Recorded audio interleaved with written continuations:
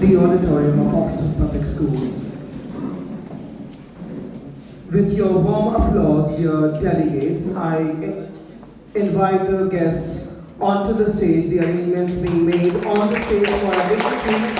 We have with us our special guest, Dr. Vibhuti Bhushan Vishwas, who is the Assistant Professor, Department of International Relations, Central University of Jharkhand, Ranchi. I request her to kindly have the seat.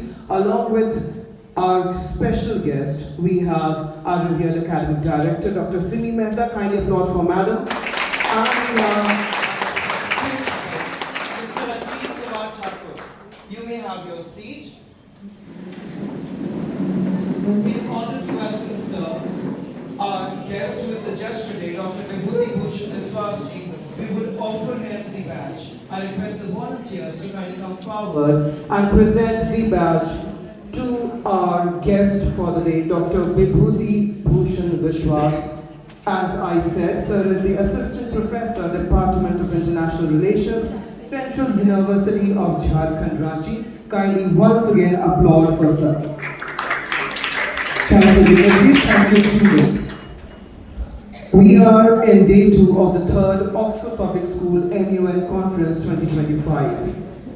Organized in association with Impact and Policy Research Institute, IMPRI, and set to the powerful theme, Healing the Middle East, addressing the Israel-Palestine conflict, and ensuring humanitarian relief. Right in front of us at the head table, we have two very capable and efficient students who are the chair and the co-chair.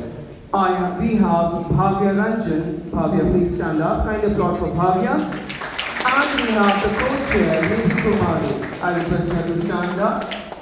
Very capably, they have been proceeding with the session, and now I request them to kindly go ahead with the session that is moderated caucus 2. That's over to you. Delegates, are there any points or motions on the floor? Delegate of China, you have been recognized. The delegate of China would like to motion for a moderated caucus on the topic Road back towards a two-state solution. Time limit for 1 minute per speaker and total time speaking of 30 minutes. Is there a second? Delegates voting in favor? Delegates opposed? Seat majority, the motion clearly passes. The committee will now move into a moderated caucus of 30 minutes with individual speaking time of 1 minute. Delegate of China, since you propose the motion, you may go first. Thank you, Shri.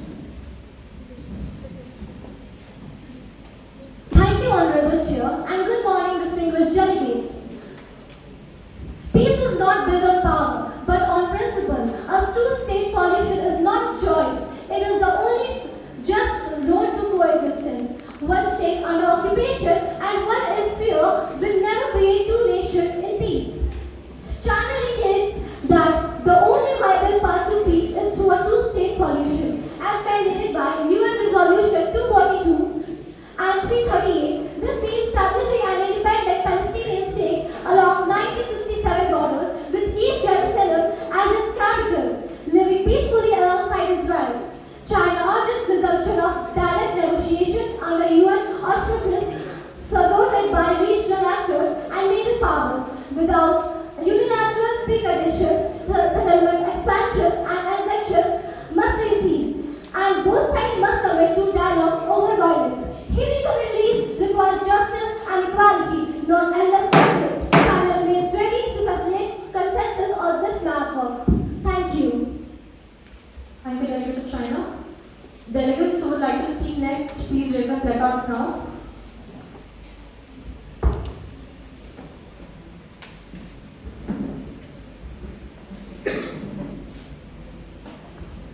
United Kingdom, United States of America, Egypt, Israel, Indonesia, Russian Federation,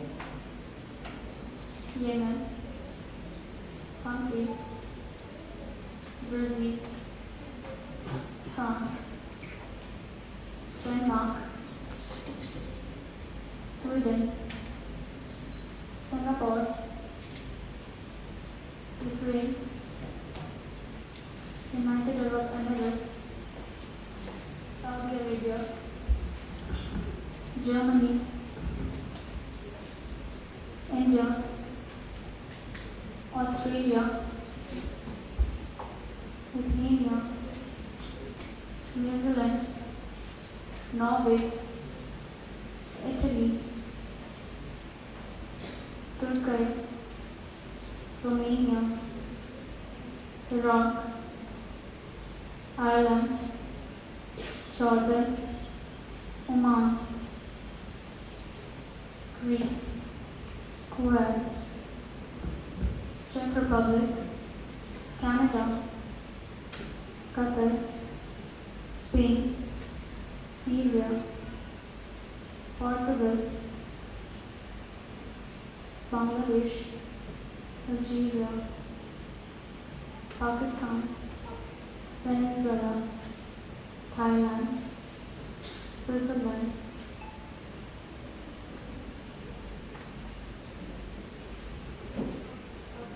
South Africa, Malaysia, Netherlands, Belgium, Japan, Maldives, Zimbabwe,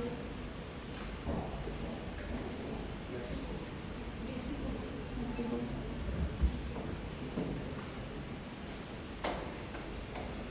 Delegate of Bangladesh, you have been recognized for the next 1 minute. Honorable Chair, esteemed delegates, the delegation of Bangladesh believes that any roadmap toward a two-state solution must begin not with borders but with dignity. A map is only as useful as the willingness of those holding it to walk together, not apart. Bangladesh proposes that before territory is divided, trust must be built.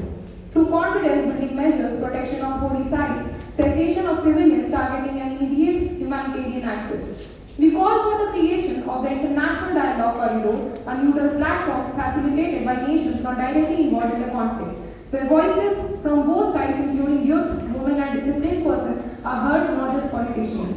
Bangladesh doesn't just support a two-state solution; we support a two-people vision, where peace is not imposed but earned through empathy, justice, and global solidarity. Thank you. Thank you, Delegate of Bangladesh. Honorable Chair and distinguished delegate, the delegation of France firmly believes that two-state solution remains the most just and sustainable path to peace. This roadmap begins with an immediate, verifiable ceasefire followed by the resumption of direct dialogue between both parties under international mediation, ideally led by the United Nations. France calls for a freeze on settlement expansions, the protection of civilians, and the strengthening of humanitarian corridors, especially in Gaza. Additionally, France urges all the parties to commit to non-violence and mutual recognition, as lasting peace can only come through diplomatic courage, not force. Thank you. Thank you, Delegate of France. Delegate of Indonesia, you have been recognized for the next. May I approach the dais? Yes, Singh. Honorable Chair and distinguished delegates. Honorable Chair and distinguished delegates, the delegation of Indonesia stands firmly in support of just, lasting, and peaceful resolution to the Israel-Palestine conflict through the establishment of two sovereign states.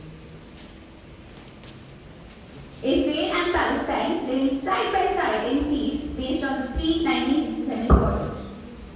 We believe that any roadmap must include an intimate ceasefire, the end of illegal sentiments, and the lifting of the blockade on Gaza to create the conditions necessary for trust and negotiation. Indonesia calls for the international recognition of East Jerusalem as the capital of Palestine, alongside West Jerusalem as Israel's, under international guarantees for religious access and security. We urge the international community, particularly neutral states, to facilitate inclusive dialogue, support UN mechanisms, and ensure humanitarian access. A two-state solution is not just a dream, it is a legal and moral obligation. Thank you. Thank you, Delegate. Delegate of Mexico, you have been recognized. And phased roadmap towards a two-state solution in the most visible path to achieving lasting peace between Israel and Palestine. Mexico supports a negotiated solution based on pre-1967 borders with each Jerusalem as a capital of a future Palestinian state, coexisting peaceful with Israel. Thank you. Thank you. New Zealand. A two-state solution remains the most viable path to lasting peace in Israel and Palestine conflict. Our roadmap must prioritize immediate de-escalation of violence and the establishment of secure and recognized border, largely based on the 1967 lines with mutually agreed land swaps. Crucially, we must address the complex issue of Palestinian refugees, ensuring their right to return or compensation. For this roadmap's success, robust international guarantees for the security and economic stability of both an Israeli and a Palestinian state are paramount. This holistic approach fostering mutual respect and cooperation is essential for a just and peaceful coexistence for all. Thank you. Thank you, Delegate of New Zealand. Delegate of State of Palestine, you have been recognized. Chair, for recognizing the delegate of Turkey, may I approach the dais? Yes. Delegates, as the delegate of Turkey, I stand strongly and support the two-state solution with Palestine and Israel living side by side. We urge an immediate ceasefire, a proposal of two-state solution, a halt to illegal settlements, and recognition of 1967 borders with each Jerusalem as Palestinian capital. Turkey proposes a UN-led peace body to monitor, process, ensuring that humanitarian aid reaches Gaza and the West Bank. Peace must be built on justice, dignity, and mutual respect. Turkey stands ready to support this path. Thank you. Thank you, Delegate. The time for passive diplomacy is over. The just state solution is not proposal, it's a moral technique. We have witnessed decades of division marched on peace. The two-state framework, born of home, has too often birthed despair. This chamber must rise to affirm Palestinian statehood, respect Israeli sovereignty, and demand the demilitarization of all man-state actors under global oversight. It is not choosing side, it is choosing about justice. Let us remove all illegal occupations, let us enforce peace through UN-backed commitment, let us sign non-aggressive pacts not as favors but as obligations to humanity. We are not here to redraw borders with broken pins, we are here to secure with purpose. This balance and reality is in perfection. This is peace. Let this caucus begin not as a routine but as revolution. Thank you. Thank you, Delegate of Singapore. Delegate of Malaysia. I say this clearly, the two-state solution is not a distant dream. It is a right long denied to Palestine. Malaysia demands the immediate recognition of a sovereign Palestine state based on pre-1967 borders with the East Jerusalem as its undisputed capital. We denounce without apology the illegal Israeli settlements that violate international law and mock every effort for peace. Malaysia rejects any plan of forced resettlement and urges the global community to stop funding occupation and start supporting liberation. Palestine deserves a seat at the United Nations, not just as an observer, but as a full member of the international community. Thank you. Thank you, Delegate of Malaysia. Delegates. As millions of Palestinians remain stateless, Kuwait stands and reaffirms its support for the two-state solution based on the 1967 borders of East Jerusalem as the Palestinian capital. However, the path is blocked by settlement expansions and failed peace talks. Kuwait has consistently stood by the Palestinian people in the legitimate struggle for self-determination. Our position is rooted in our painful history of occupation in 1990, which taught us the serenity and justice and international solidarity. Kuwait remains committed to a solution that ensures peace, security, and dignity for Palestinians and Israelis. Thank you, Honorable Chair and fellow delegates. Honorable Chair, respected delegates, the delegation of Zimbabwe supports the motion to open a moderated caucus on the just stated solution.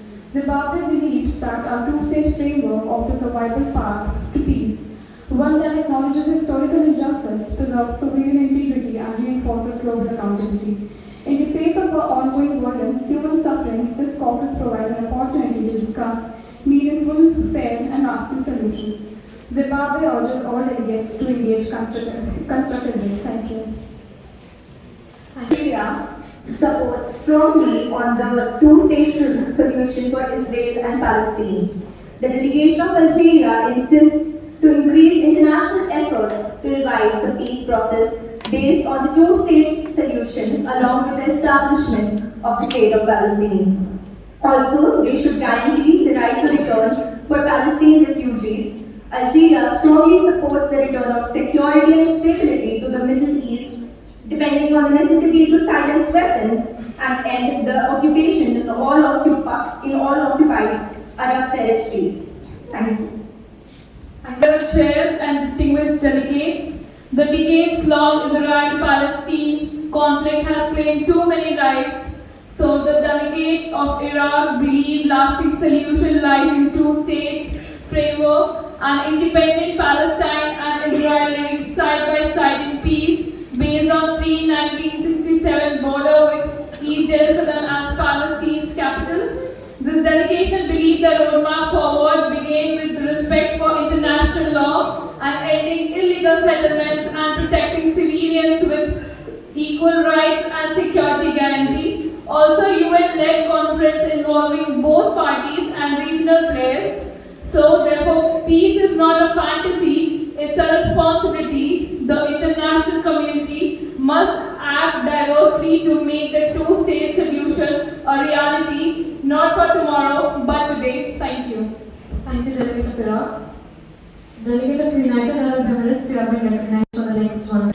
Honorable Chair and fellow delegates, the road to peace is never straight. It is often twisted with conflict, paved with decades, mistrust, and blocked by political ambitions. To pave the way forward, we must prioritize three essential roadways: dialogue, dignity, and diplomacy. Dialogue. Through direct negotiations that treat both parties as equals. Dignity, by ensuring basic human rights, ending violence, and halting settlements expansion. Diplomacy, by involving regional powers and global mediators in good faith. This solution is not about choosing peace.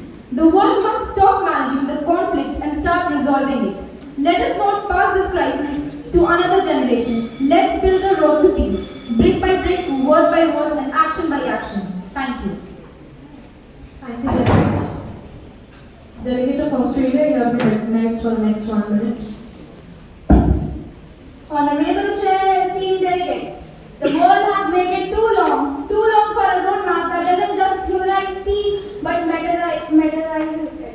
Australia believes that a viable negotiated two-state solution is not a utopia, it's a diplomatic necessity. Let's be clear: security for Israel, sovereignty for Palestine, coexistence over occupation.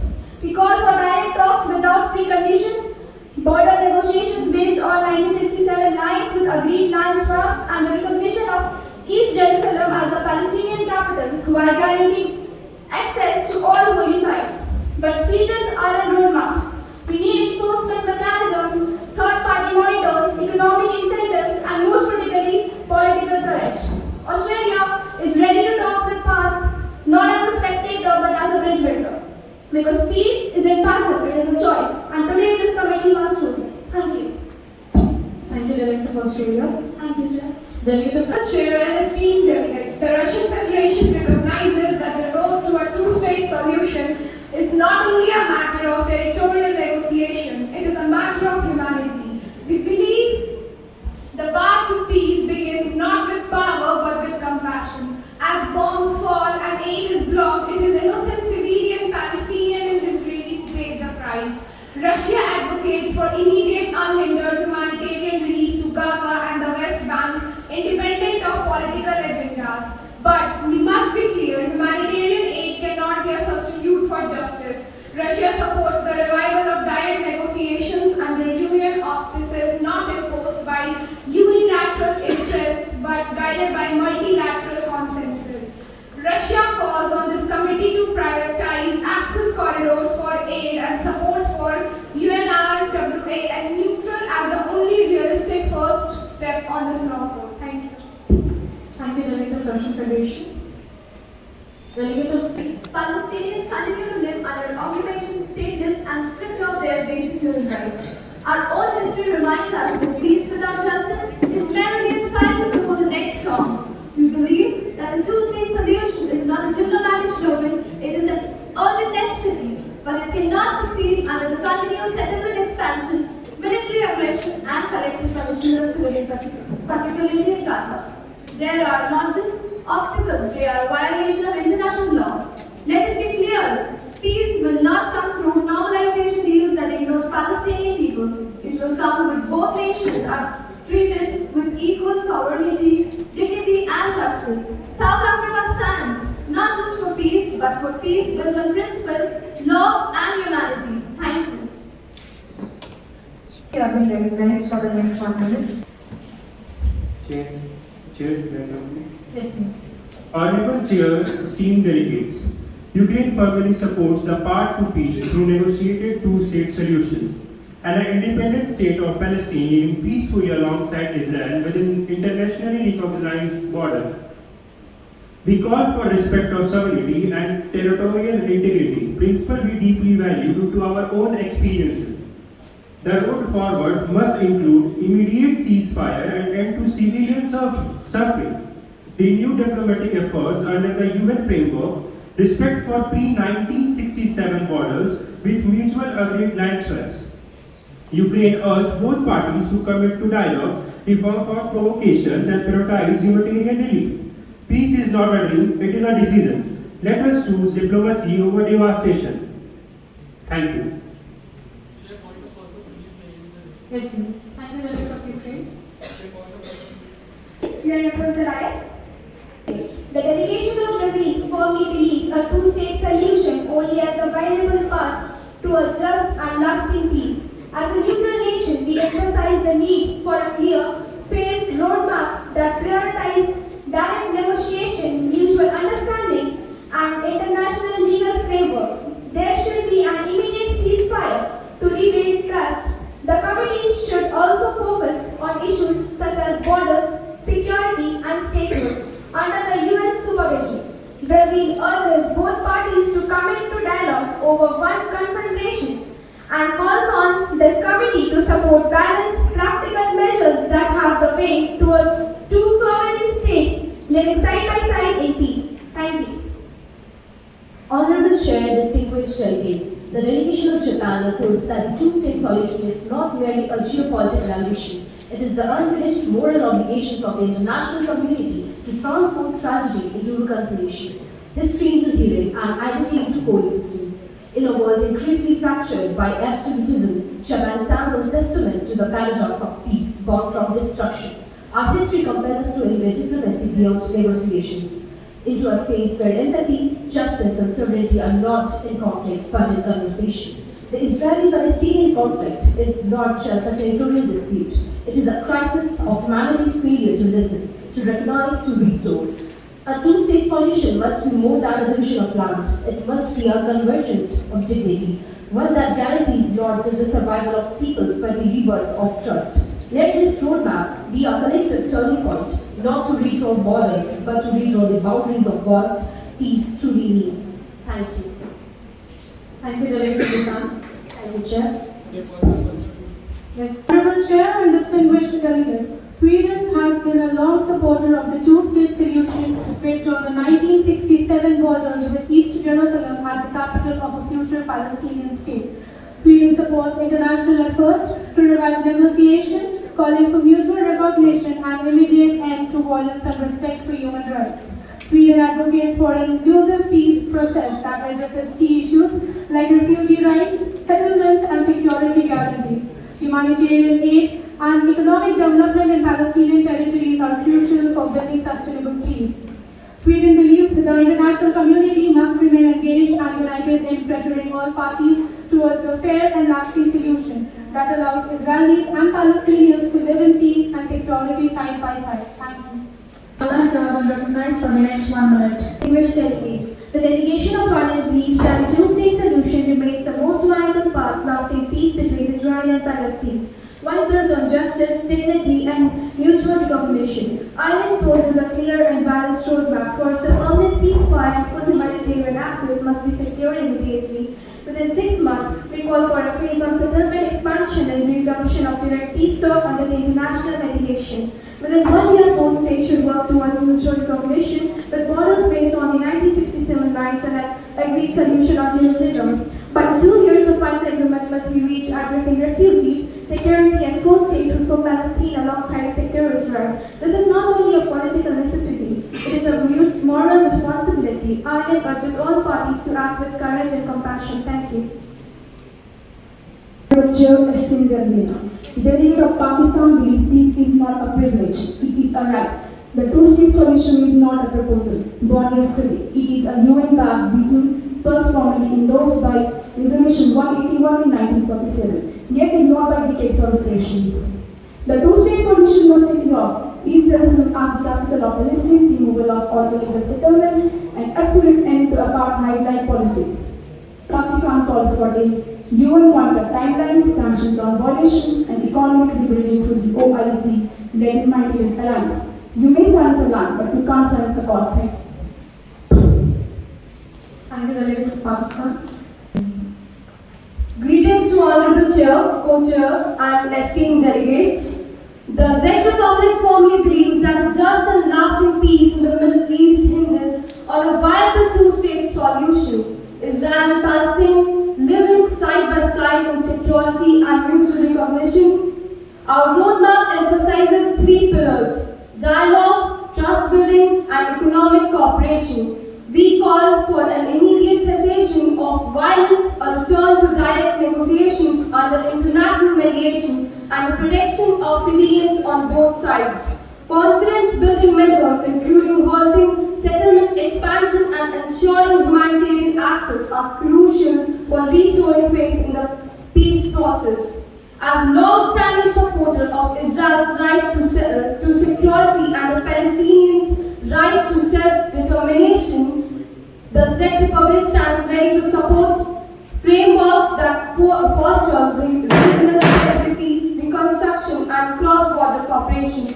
Peace is not a distant dream, it is a shared responsibility. Thank you. Thank you, Delegate. Delegate of Germany, you have been recognized for the next 1 minute. Honorable Chair and esteemed delegates, Germany strongly supports a strong negotiated two-state solution as the only viable path to lasting peace. While Germany does not plan to recognize a Palestinian state in the short term, it remains committed to creating conditions that enable Palestinian statehood, including supporting the Palestinian Authority. Germany emphasizes that Israel's security is permanent and Israel's security is paramount, and it insists that any progress towards peace must include an immediate ceasefire, humanitarian aid access, and a halt to settlement expansion or annexation plans in the West Bank, recognizing Palestinian statehood as envisioned as one of the final steps of a comprehensive agreement.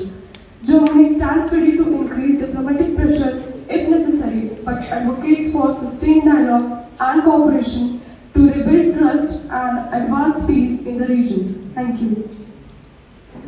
Thank you, Delegate of Germany. Delegate of Maltese, you have been. May I proceed? Yes, sir. Honorable Chair, respected delegates, the delegation of Maldives firmly believes that any roadmap towards a two-state solution must begin with the end of occupation, a halt to illegal settlements, and respect for 1967 borders. Without justice, there can be no peace. We call for the revival of UN-backed negotiations, reinforced with firm timeline and accountability mechanisms for both parties. Recognition of Palestine statehood is not a reward, it is a right long overdue. We stand for a peaceful future where Palestine and Israel coexist not under domination but under internal law. Thank you. Thank you, Delegate of Maldives. Delegate of Israel, you have been recognized for the next 1 minute. Honorable Honorable Chair and esteemed delegates, Israel recognizes the aspiration for a two-state solution, one that ensures enduring security for our people and a vibrant future for Palestinians. Our roadmap emphasizes a phased condition-based approach, prioritizing security above all else. Firstly, unwavering security guarantees are paramount. Any Palestinian state must be genuinely demilitarized, with Israel maintains long-term security control of its borders, airspace and critical crossing to prevent terror and arms smuggling. A Palestinian state must unequivocally recognize Israel as the nation-state of the Jewish people and cease all incitement and glorification of terror. Thirdly, realistic and secure borders, while open to territorial adjustments, these must reflect current demographic realities and Israel's defensible needs, ensuring contiguous Israeli territory. Unilateral declarations of statehood only undermine trust and escalate tensions. Finally, Jerusalem's united status as Israel's eternal capital is non-negotiable, while ensuring freedom of worship and access to all holy sites. Its sovereignty must remain undivided under Israeli control. This is not a swift path, but a deliberate one built on trust, security, and a shared commitment to a future of peace, not perpetual conflict. Thank you. Thank you, Delegate Mr. Is there a second? Delegates in favor? Delegates opposed? Seeing majority, the motion clearly passes. The motion to present draft resolution has passed. We shall now proceed with the introduction of the submitted draft resolutions. The sponsors of the draft resolution, which has been authored and co-authored by the delegate of United States of America and Israel. You may now take the floor to introduce your document. You may read the operatives. And the delegates are requested to listen carefully, as there will be an opportunity to raise questions afterwards. General Assembly Special Session. Sponsors: Egypt, United Kingdom, New Zealand, Lithuania, Hungary. Signatories: Brazil, Australia, Italy, Finland, Czech Republic, Japan, India, Spain, Belgium, Denmark, Netherlands. Title: Counter-terrorism measures and humanitarian relief in the Israel-Palestine context. Author: United States of America. Co-author: Israel. Preamble. Guided by the principles of the United Nations Charter, particularly the right of all sovereign nations to live in peace and defend themselves against armed aggression. Reaffirming the purposes and principles of the Charter of the United Nations. Recalling all of its relevant resolutions of the situation in the Middle East, including 2712 and 2720. Condemning all acts of terrorism, including the Hamas-led attacks of October 7, 2023, as well as its taking and killings of hostages, murder of civilians, and sexual violence, including rape, and condemning also its use of civilian infrastructure for military purposes and to hold hostages. Reaffirming that all parties to the conflict must comply with their obligations under international law, including international humanitarian law and international human rights law as applicable, including with regard to the protection of civilians. Calling for upholding unchanged the historic status at the holy sites in Jerusalem in word and practice to enable worship in peace, free from violence, threats, and provocations. Noting that Hamas and other terrorist and armed extremist groups in Gaza do not stand with dignity or self-determination of the Palestinian people, and that Hamas has been designated as a terrorist organization by numerous member states, highlighting the impact of media disinformation and anti-Semitic incitement on perpetuating hatred, polarization, and violence across the Middle East. reaffirming its calls for all parties in a manner consistent with international humanitarian law to ensure provision of goods and services essential for the survival of the civilian population. Deploring the loss of innocent lives and expressing grave concern over the devastating impact on civilian populations. Now I would request the delegate of Israel to continue with the operative clauses.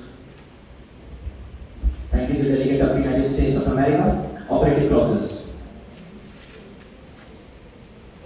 Clause 1. Accountability or international law violations.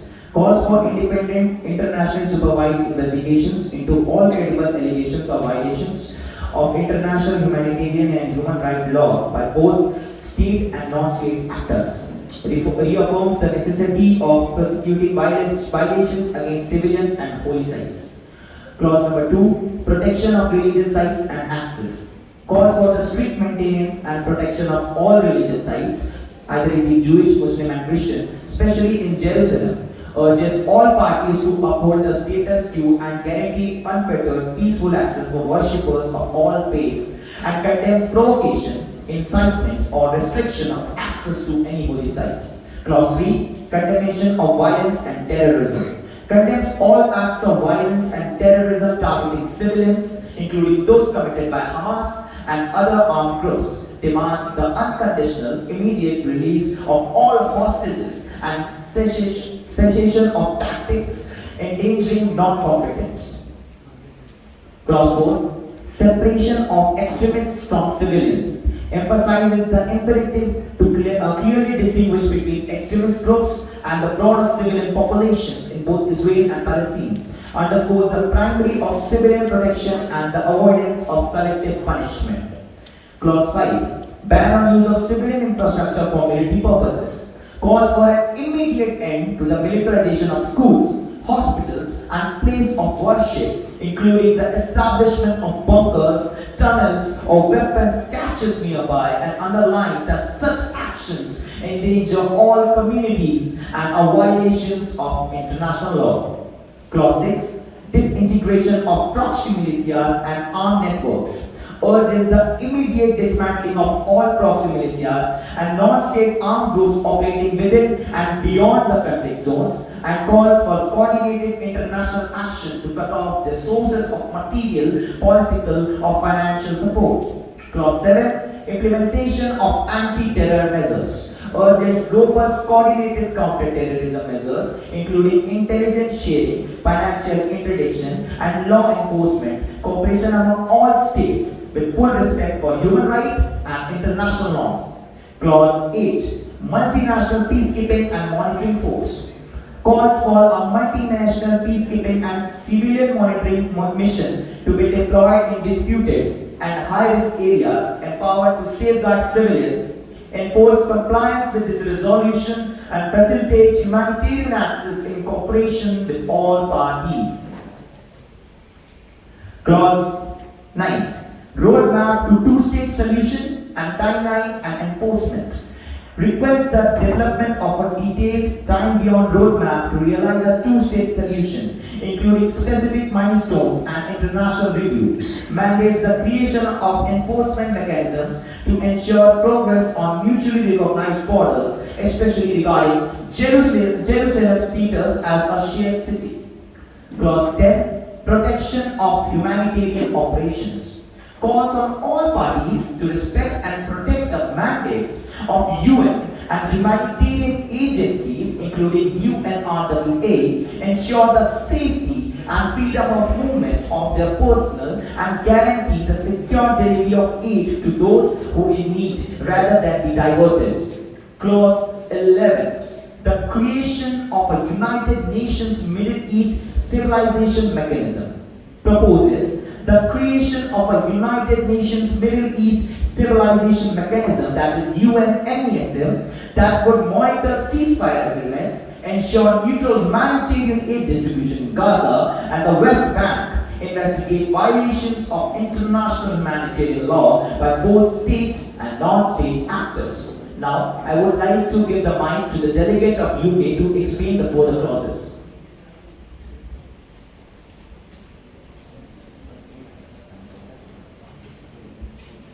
Thank you, Delegate of Israel. Clause 12. Accountability for psychological impact upon civilians. Urges all parties to conflict and relevant actors to acknowledge, document, and provide redress for severe psychological harm inflicted on civilians. This includes ensuring access to psychological support, investigating and prosecuting those responsible, and implementing strategies to prevent and mitigate such suffering, upholding international law and human rights. Clause 13. Civilian protection and accountability affirms the obligation of all parties to protect civilians and civilian infrastructure and calls for transparent investigations into any deliberate targeting or disproportionate use of force. Supports the construction of protected humanitarian corridors in cooperation with the UN and Red Cross with the following stipulations. All aid must be screened and verified to prevent misuse by militant groups. Aid distribution should be managed by neutral third parties to ensure transparency and accountability. Clause 14. Secretary General reporting and monitoring. Requests the UN Secretary General to closely monitor and report to the General Assembly and Security Council on implementation of this resolution, the status of holy sites and protection of religious rights with regular briefings. Clause 15. Destabilization by the proxy groups. Condemns foreign interference by actors who continue to destabilize the region through proxies, armed transfers, and cyber operations, further endangering Middle East security. Clause 16. Commitment to direct negotiation and lasting peace. Reaffirms that lasting peace can only be achieved through direct negotiations and mutual recognition, grounded in respect for religious identity, historical ties, human rights, and the most important, the rejection of violence and unilateral action. Clause 17. Constructive and healthy diplomacy. Appeals to all nations in the region to engage in constructive diplomacy rather than violent confrontation, promoting long-term peace and prosperity, decides to remain actively seized of the matter. Now, I would like to hand the mic to Delegate of Egypt to further proceed. Thank you, Delegate.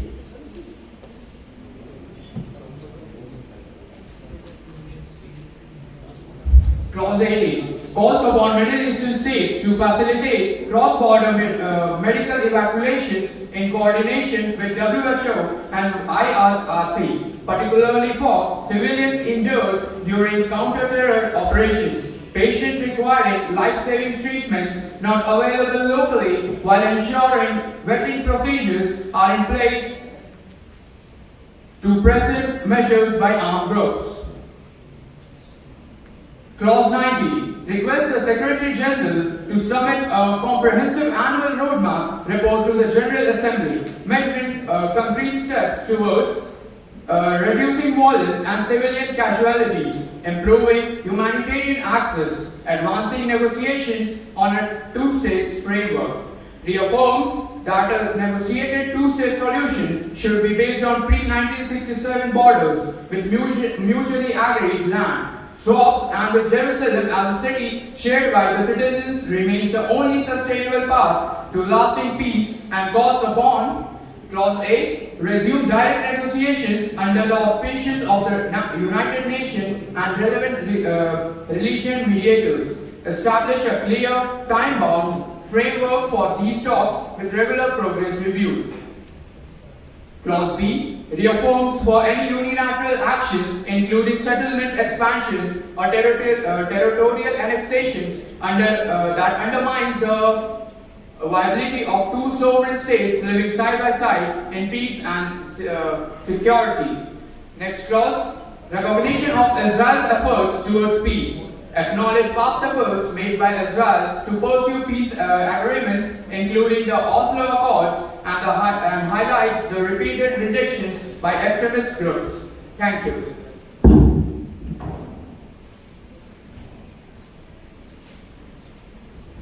The sponsors have concluded their presentation. The floor is now now open for questions. The time allocated for the question is 5 minutes. Delegates wishing to ask question may raise their placards. Yes, Delegate Russian Federation, you have been recognized. Yes, Thank you, Chair. Israel, how do you justify painting Palestinians as the aggressors when your own government's past decisions like indirectly aiding Hamas in the 1980s to divide the Palestinian front have now created the very instability you claim to be fighting? When occupation, blockade and decades of systemic suppression have left Palestinians with no land, no voice and now not even safety, can you still call this a war, or is it a one-sided retaliation? Yes, I agree that Israel has occupied the territories of Gaza, and it's just because of our security concerns. We have offered aid to people, the civilians in Gaza, and we have also agreed for a two-state solution, but it was rejected by the groups, the extremist groups, and it's not just retaliation, it's the response that was required to give for the actions done by the terror groups. So it was required to give.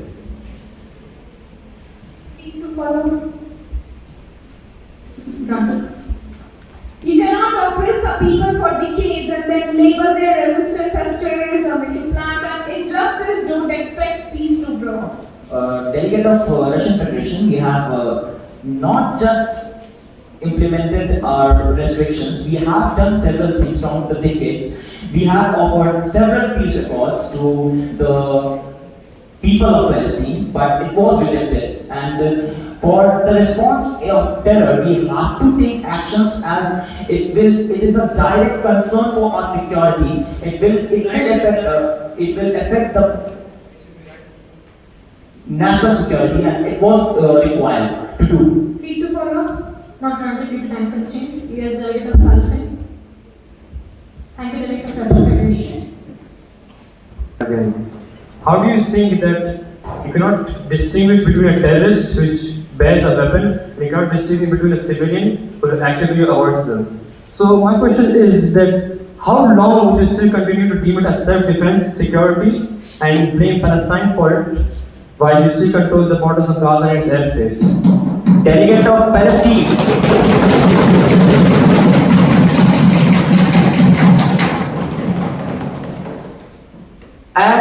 Israel is not targeting civilians, Israel is targeting Hamas. And if you are having so much concern, then why is PLO not able to control Hamas? And why is Hamas giving weapons to civilians, to children? From several reports it has been seen that Hamas is giving weapons to children and civilians. And still you are telling that Israel is targeting civilians? Have you ever seen records that the terror group of Hamas is still continuing to increase the amount of weapons that it is giving to the children, innocent lives, and you are telling that Israel is attacking the people of civilians of Hamas? I would ask you that if you are having so much concern, then why the PLO is not able to kick out Hamas from its territory, and why Hamas is making bunkers inside schools and hospitals, and why Hamas is targeting the civilians of Israel? Do you have any justification for this? Let the Delegate of Palestine speak first. How, Delegate, you still invoke the words of self-defense and security when your very Prime Minister is under an active arrest warrant by the International Criminal Court for war crimes? How do you stand in this committee and accuse the Palestinian Authority of providing terrorists when the government controls every single truck, every drop of fuel, every humanitarian convoy that is even in its airspace over Gaza, and still claims it for security? If you're so incapable of telling a child from a combatant, if you cannot distinguish between someone who's holding a weapon and someone who's holding bread, then maybe the question isn't for it is a question that what a state that is for responsible terrorism under the guise of government. The first question you asked that our Prime Minister is under the arrest warrant. We do not accept any kind of actions or reports given by any committee who is biased. We have our own area of jurisdiction, and Israel only accepts the statements which are not biased. We do not accept any kind of statement given that are biased and favored in one party, and so we do not accept the statement given by the International Criminal Court for the arrest warrant of our Prime Minister. Free to follow. So does the state of Israel see itself above from an internationally recognized body for justice? Thank you, sir. So do you see yourself above an internationally recognized committee? Do you call them biased? And when you are accused of crimes such as serious accusations of war crimes and crimes against humanity, you say you do not recognize them because they are biased? How can you tell the National Criminal Court is biased? Yes, I say that the International the delegate of Israel accept that the International Criminal Court is biased when Hamas attacks the civilians of Israel. Nobody in the committee says that the civilians, the innocent lives are being targeted. But when Israel retaliates, whole of the sudden the whole assembly gather together and they attack and they say that Israel is doing genocide. I would like to say that why everyone is not awake when Hamas attacks and they embed themselves in our territory, and why they are awake when Israel retaliates. I would like to ask the whole committee this question, that why is that and why is the committee so biased and against that the Hamas, they are supporting the wrong side, they are supporting Hamas, and they are not accepting the retaliation, just they are accepting the actions done by Hamas. Delegates, before we proceed, I would like to remind you that we are doing questions for the draft resolution, and you must show mutual respect and also respect towards the international community and international organizations. Not granted due to time constraints. Delegate of Singapore.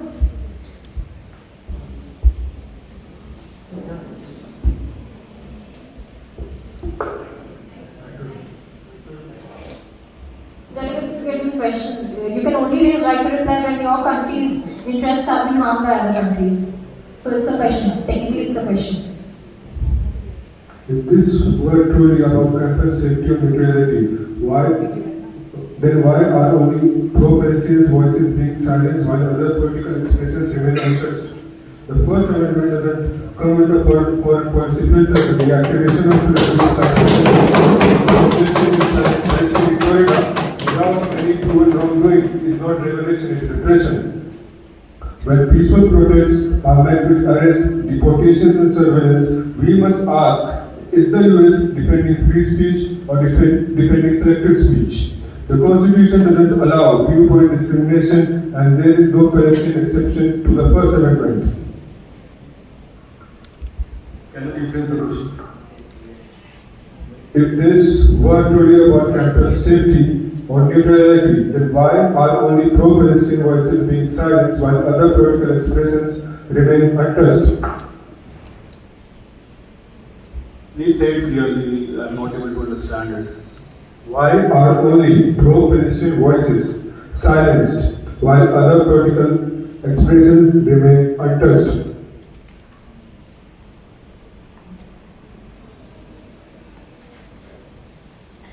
As per the US delegation, as I have made it clear before also, that US doesn't support any kind of harming the interest of Palestinian people. We are supporting a just Middle Eastern state, and for that it is very important that we ensure that the proxies which are there in the Middle East, which are disturbing the whole arena of the Middle East, should be shut down. If that is not shut down, or if that is not being finished from the Middle East, then it will hamper the whole Middle East, and it would lead to a devastating future. So to save the interest of both Israeli and Palestinian people, we are approaching towards a just step as we are supporting Israel and countering the Hamas and Hezbollah in order to de-establish these kinds of militant organizations. So it is our stand on it, and we do not encourage any kind of terrorist actions as well as any kind of militancy in the region. So this is the US stand on it. May I reply? Due to time constraints, we'll proceed to next delegates. Delegate of Russian Federation.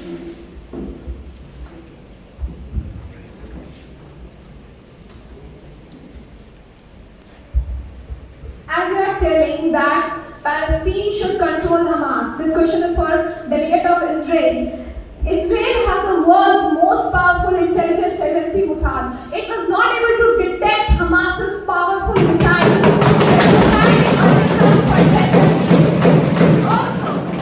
All of Israel is asking itself, where is the IDF, where are the police, where is the security? For respectively sourced Times of Israel agreed Al-Imran, former head of the Israeli Navy, a closer failure by Israel's Mossad. This statement was said by the Israeli Navy head. A question for the United States: how, during the whole year during which the operation in the Middle East was being prepared, the United States of America, taking into account the capabilities of its intelligence community and the intelligence infrastructure in this region, did not say anything to its closest ally, Israel? By also one record stated by Israel and Palestine government, Gaza Strip and West Bank will be returned to Palestine by United Nations, but Israel continues to send Israeli citizens to Gaza. Hamas, to weaken PLO, Hamas was provided with support and funds by Israel, said former Republican Congressman Ron Paul. What are you to answer this question? Can I please? May I reply? Yes, sir. Israel will not return the land of Palestine until the Hamas is dismantled.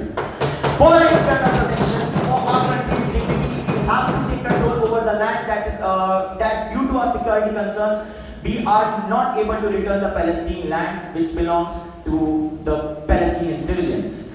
For our security concerns, we have done that. We have also offered several ceasefires from past decades, but Hamas continuously embed themselves in our territory, and for our security concerns, we cannot give that the freedom of land for our people. It's very crucial as we are surrounded by everyone who is against us. We are attacked by Palestine, we are attacked by Syria, we are attacked by Lebanon, we are attacked by Iran unintentionally. So for our national defense, we have to do that. That was my answer for that question.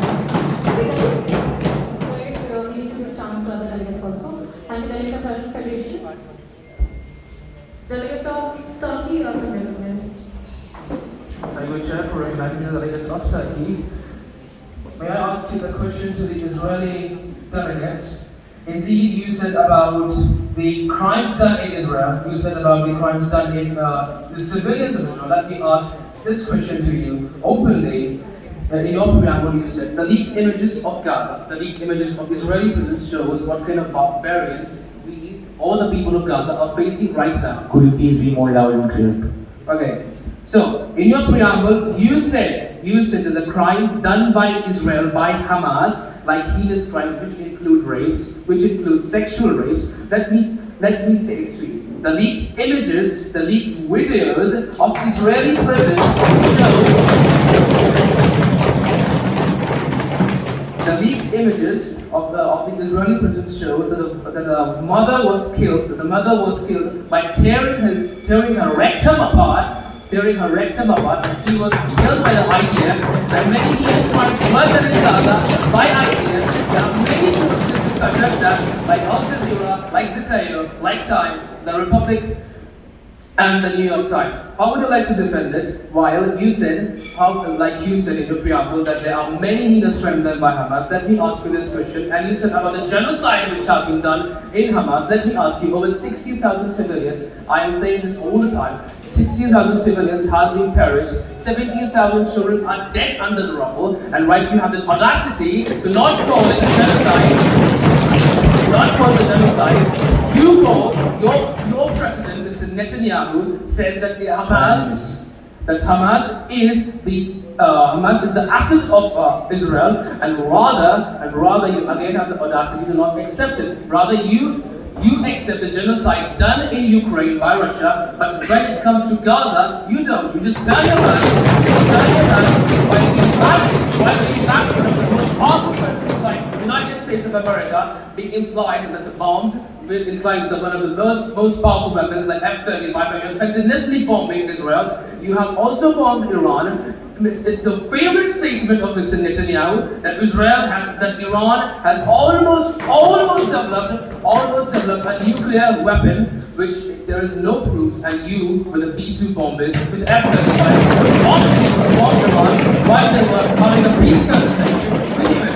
Rather, let me ask this question to you. You said that Hamas takes the humanitarian aid of the people of Gaza. Indeed, there are no resources that suggest as that. It's only the idea that suggests that the Hamas have taken all of the resources of the Palestinian people. You have brought your best audacity to block the humanitarian aid for the last 6 months, and there is each and every sources which confirms it. And rather, many of the children are being killed, many of the innocent infant babies are being killed in the hospital of Gaza, and you, Mr. Netanyahu, has even not apologized for all of the heinous crimes done in Gaza. That will remind me of the crime which was done in the West Bank. Delegate, you need to keep the question shorter. We have another draft resolution to discuss. So I would like to ask this to the delegates of Israel. Can you please answer to all of these questions? There are a lot of questions that you asked. I would like to answer in brief or all that in one.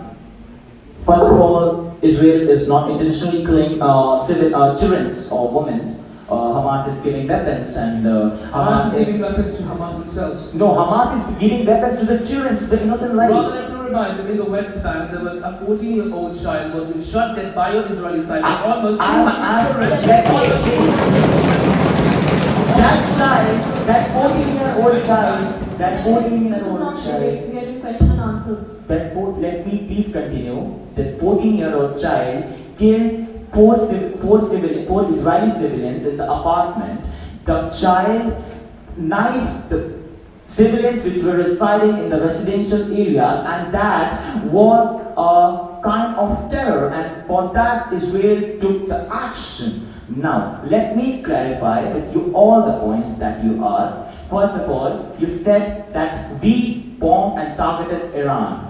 We did that because Iran was manufacturing, Iran was creating nuclear weapons. Delegates, we cannot go fine. Please let me continue. Follow-ups. Please, Delegate Israel, conclude quickly. Iran is manufacturing and creating nuclear weapons. That is a clear and direct threat to the territory of Israel. We are surrounded from every corner. We are targeted from every corner, and if we continue to cooperate Iran for manufacturing nuclear weapons, it would be very dangerous. It would be very dangerous for our territory, and for that we took the actions and we bombarded the sites, the places which were manufacturing and creating the nuclear weapons. Now, second question that you asked, that the aid which is not being distributed to the civilians in Palestine and it's being captured by Hamas, I would like to say that what happens to the aid that is given by your country or the UN or any country to the Palestine, that what happens to the aid? Does the aid fly in the air? The aid is not being distributed. The aid is being targeted and kept by the people of Hamas, and they are not using it properly, and they are using it deliberately to increase the terrorism levels in the region. Delegates, due to time constraints, we cannot entertain any more questions. Also, the presentation of this draft of resolution is ended. Yes, Delegate of Romania. Thank you, Chair, and thank you, delegates of Israel. Thank you. Would like Has to- the question ended? Yes, sir, because we have certain time constraints and we have another draft resolution. Thank you, Chair, and thank you, fellow delegate, for cooperating. Thank you, sponsors. We'll now move to the presentation of the second draft resolution presented by the delegate of State of California. May come to the dais to present the draft resolution. Also, it's a request to present only the operatives and not the preamble or the introduction.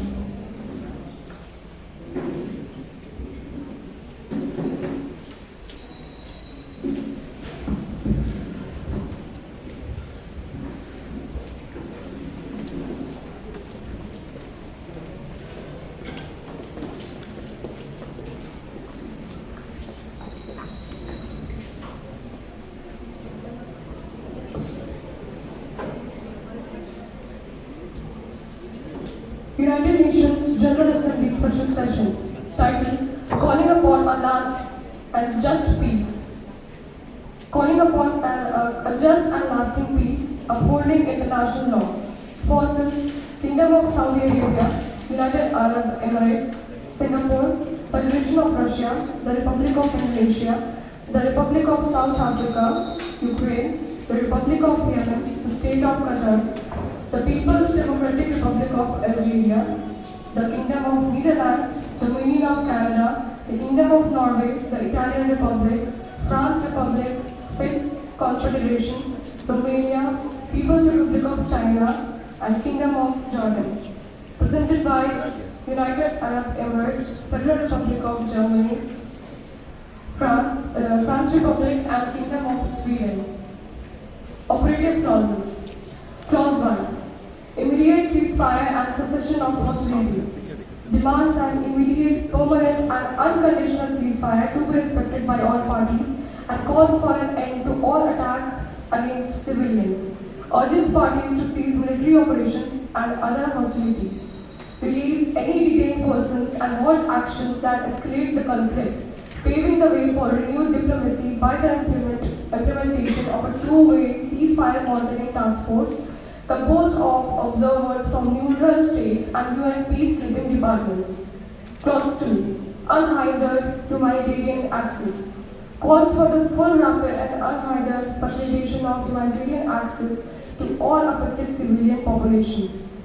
In particular, urges that border crossings, land routes, and any port facilities remain open so that food, medicine, fuel, clean water, shelter, and other relief supplies can reach Gaza, the West Bank, and all areas in need. Strongly condemns any use of starvation or denial of aid as a method of warfare and stresses that no party may deprive civilians of objectives indispensable to their survival. Also, the humanitarian aid distribution through secure blockchain channels. Clause 3. Protection of civilians and infrastructure. Emphasizes that all the parties must fully comply with their obligations under international humanitarian law, including the protection of civilians, medical and relief personnel, hospitals, schools, and UN facilities through the creation of humanitarian safe zones, which demand the safeguarding of civilians from collective punishment, such as forced expulsions and other unlawful tactics. Reiterates that any occupying power must ensure the well-being of the occupied population and facilitate the safe movement of people and goods, essential to civilian life by ensuring uninterrupted humanitarian access to life-saving services and emergency supplies. Clause 4. Accountability and justice. Underscores the imperative of ensuring accountability for all violations of international law. In order to end impunity, deter future crimes, protect human rights, and promote lasting peace. Recommends an independent cross-border inquiry cell, ICBIC, jointly monitored by the neutral countries, and also insists that both Israeli authorities and Palestinian armed groups must answer for unlawful acts, as stressed by the UN human rights experts. Ensuring accountability for violations is essential to safeguarding fundamental human rights and preserving international peace and security. Clause 5. Affirmation of Palestinian statehood and international legitimacy. Reaffirming the rights of both people to self-determination and statehood as per UNGA Resolution 181, Resolution 194 and UNSC Resolutions 338, 1397 and 2334. Urges the international community to take active steps toward the recognition of Palestine as a sovereign, independent and democratic state based on pre-1967 borders with East Jerusalem as its capital. Encourages member states to encourage bilateral and multilateral diplomatic relations with Palestine, including the establishment of embassies and consulates as a tangible step towards integration into the international system. Calls upon international organizations such as the World Bank, IMF, WHO, and UNESCO and others to support Palestinian inclusion in economic, medical, educational, and technological development frameworks. Mandates the formation of an impartial Palestinian statehood review board comprising non-aligned states and UN observers, which shall publish annual reports on the transparency, civilian rights protection, and democratic stability of Palestinian governance.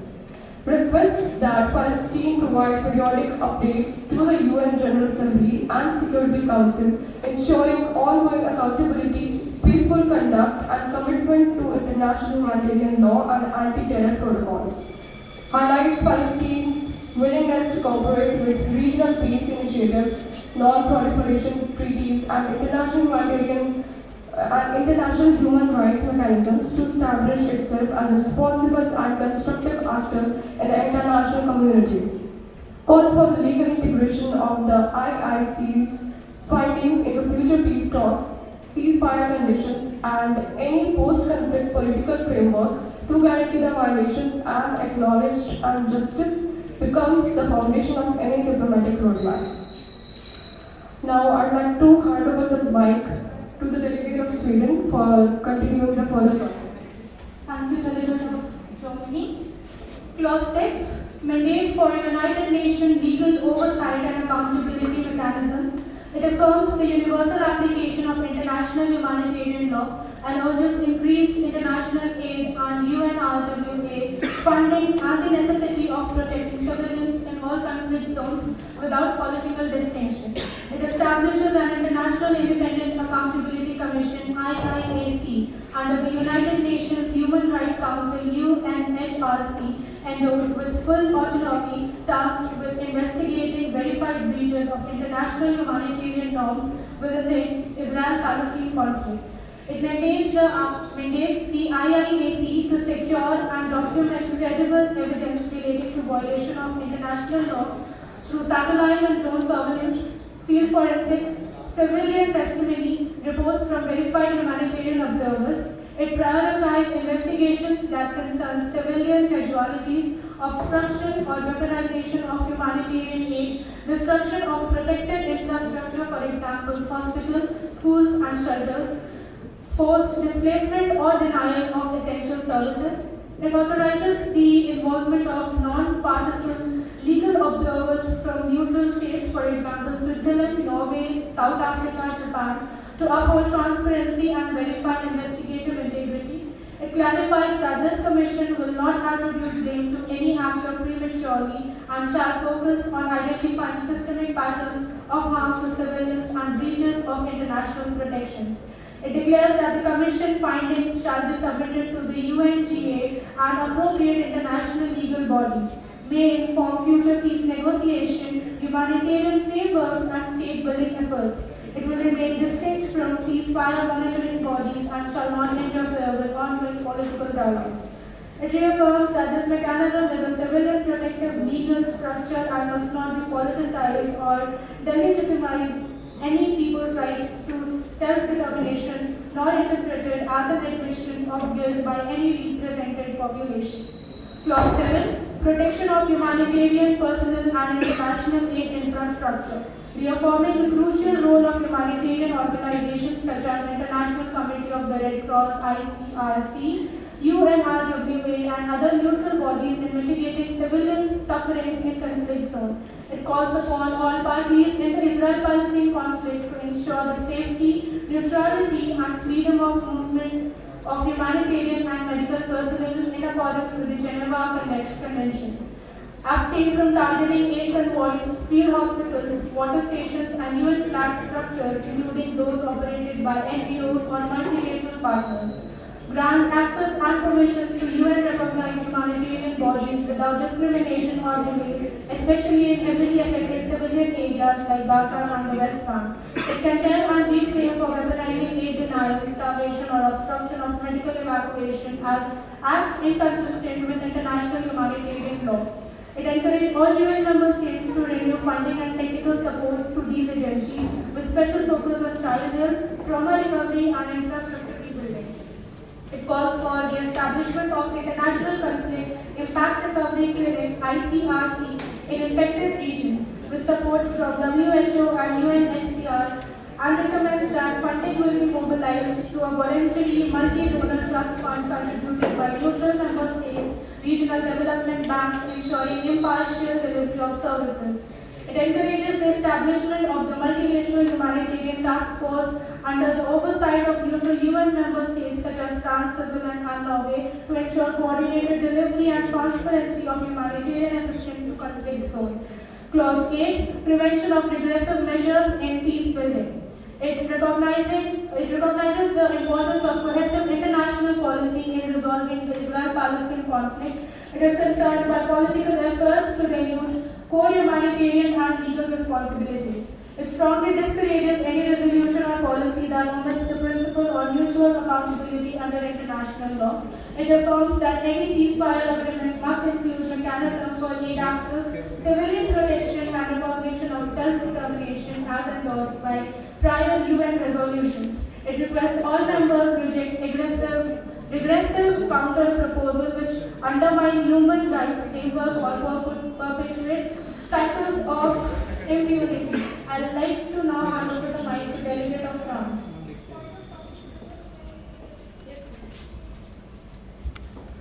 Thank you, Delegate of Sweden. Clause 9. Comprehensive reconstruction and economic revival of Gaza.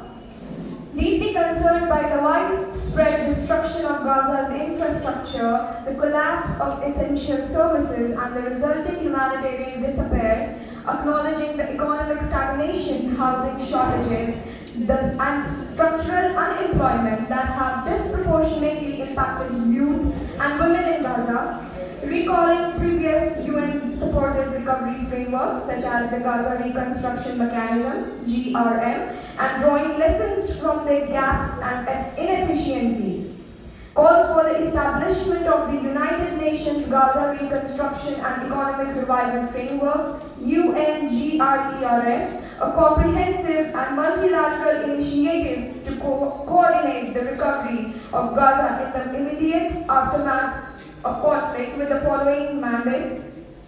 Subclause A, infrastructure rebuilding and public services restoration. Allocate $5.2 billion USD over 5 years from pooled international donor funds and financial institutions, example World Bank, Islamic Development Bank, EU reconstruction grants. Prioritize the reconstruction of 80% of hospitals, 90% of schools, and all major water and electricity supply lines destroyed during conflict.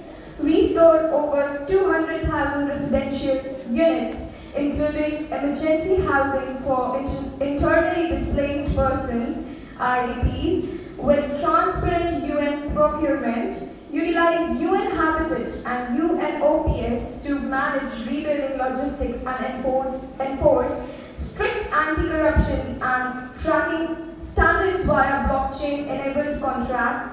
Subclause B, employment generation and local economic revival. Launch a Work for Recovery employment scheme aiming to create at least 75,000 direct jobs and 200,000 direct jobs over 3 years. Employ local laborers and contractors under ILO and UNDP guidance, especially in the fields of construction, sanitation, renewable energy, solar grid for Gaza, health and social work. Prioritize female-headed households, youth under 25 and persons with disabilities in job access. Open regional trade corridors with Egypt and Jordan under UN supervision to enable agriculture and small business exports from Gaza. Subclause C, medical infrastructure and civilian health. Rehabilitate 30 major hospitals and over 60 clinics with guaranteed international medical aid delivery coordinated by WHO. Deploy mobile trauma units, mental health teams and child recovery programs addressing post-war PTSD and orphan care. Establish the Gaza Medical Corps Fellowship, a training initiative supported by international universities to rebuild the collapsed healthcare workforce. Subclause D, oversight and legal safeguards. Every dollar spent under the UNGRERF will be subjected to third-party auditing, public reporting dashboards, and independent whistleblower protection. All reconstruction operations will be coordinated via the humanitarian logistics cluster with transparency protocols accessible to member states. Monthly reports shall be submitted to the UN General Assembly and any suspected corruption or misappropriation shall trigger automatic suspension of affected projects pending investigation. Subclause E, conflict insurance and non-violence protocol. A UN Rapid Response Damage Assessment Team, or RDAT, shall be deployed to monitor and report any violations or obstruction of reconstruction efforts. Any party found deliberately obstructing aid delivery, targeting rebuilt infrastructure, or politicizing reconstruction shall be referred to the International Criminal Court for violation of humanitarian law, the Human Rights Council, and be subject to international sanctions mechanism.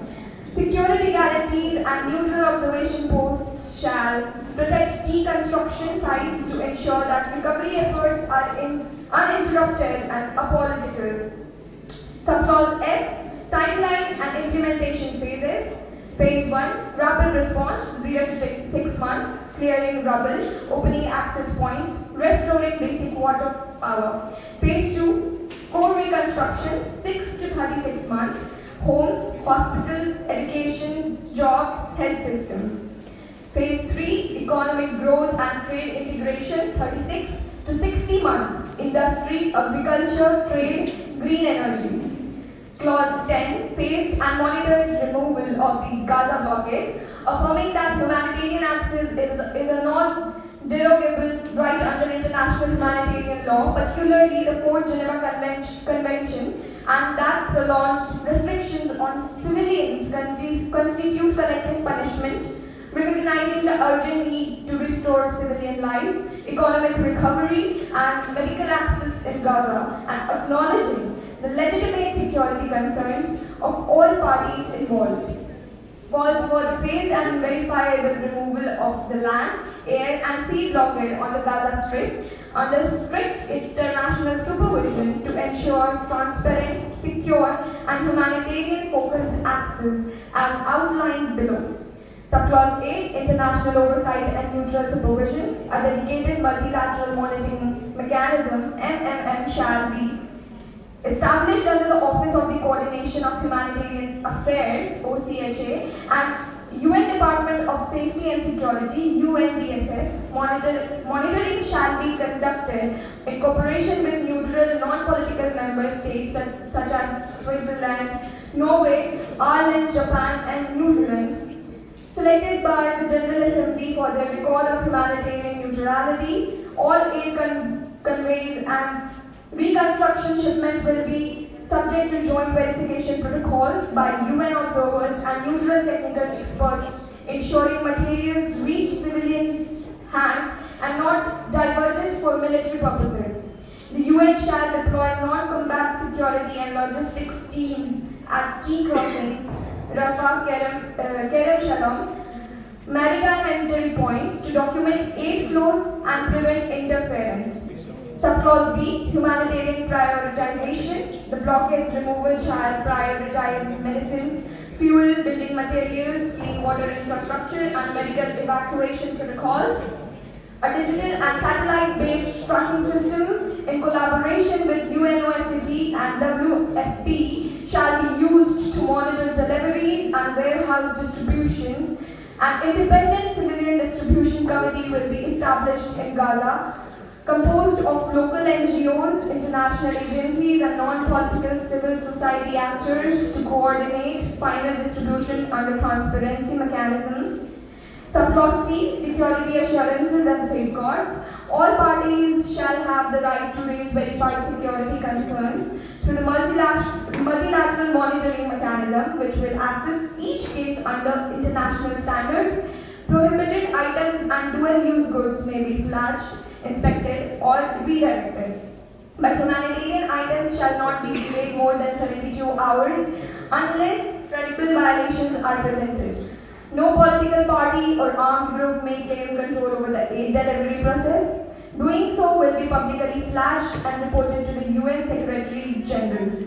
Subclause D, accountability and reporting. Bi-monthly reports on aid flow and blockade removal progress shall be submitted by the MMM to the General Assembly and relevant UN bodies. Any documented diversion of aid will trigger an automatic independent inquiry, and violations may result in the temporary rerouting of specific supply lines until safeguards are re-established. Subclause E, international support, encourages all UN member states to contribute personal funding or technical support to the multilateral monitoring mechanism and its operations. Urges regional actors to facilitate cooperation at border crossings and prevent unilateral obstructions. Now, I would like to pass the mic to the delegate of UAE to continue further. Thank you, Delegate of France. Executive Summary. Draft Resolution titled, Calling upon a just and lasting peace, upholding international law. Agenda. The Israel-Palestine conflict. Committee. United Nations General Assembly Special Session. This resolution responds to deepening humanitarian catastrophe in Gaza and the broader destabilization resulting from decades-long Israel-Palestine conflict, anchored in principles of international humanitarian law and the UN Charter. It prioritizes unconditional civilian protection and unhindered humanitarian access and the preservation of human dignity of all sides, recognizing the failure of past frameworks and cyclic nature of hostilities. The resolution puts forward 10 robust operative clauses. These measures include a permanent ceasefire, multilateral humanitarian monitoring, and the establishment of neutral international accountability mechanism under the UNHRC, empowered to document and investigate to violation of international law. It reaffirms Palestine's legitimate right to sovereign statehood based on pre-1967 borders, while simultaneously stressing mutual recognition, non-interference, and multilateral depoliticized peace-building process. The resolution establishes the United Nations Gaza Reconstruction and Economic Revival Framework (UNGRERF), a bold 5-year international initiative focused on rebuilding infrastructure, restoring medical access, and generating employment to ensure long-term recovery and stabilization. To safeguard progress, the resolution introduces a phased and unintentionally monitored removal of Gaza blockade. Overseen by neutral parties, it also reinforces the protection of humanitarian personnel and prohibits the politicization of aid and collective punishment. This resolution is not about assigning blame. It is about upholding law, restoring humanity, and laying down an irreversible path toward peace. Dignity and coexistence, grounded in the values of United Nations, was founded to protect. Closing statement. This resolution is not a verdict. It is a vision rooted in law, not vagaries. It offers a pathway to justice, not justification. It demands accountability without bias, aid without obstruction, and peace without preconditions. We do not ask the world to ignore its differences. We ask it to uphold the shared values. The lives lost cannot return, but the future is still ours to write. The resolution is how we begin. Thank you. Delegate of UAE would like to add that the questions will be taken up by Delegate of Italy, Delegate of Turkey, Delegate of Romania, and Delegate of China. Thank you. Thank you, delegates, for the presentation. We will now open for questions. The sponsors have concluded their presentation. The floor is now open for questions. For time being 5 minutes, delegates wishing to ask questions may raise their placards. Excellency, I would like to correct that delegate of Norway will join us. Okay.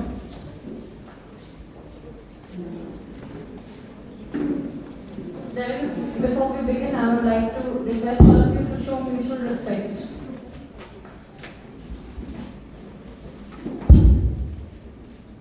We shall proceed now. Delegate of Israel, you have been recognized.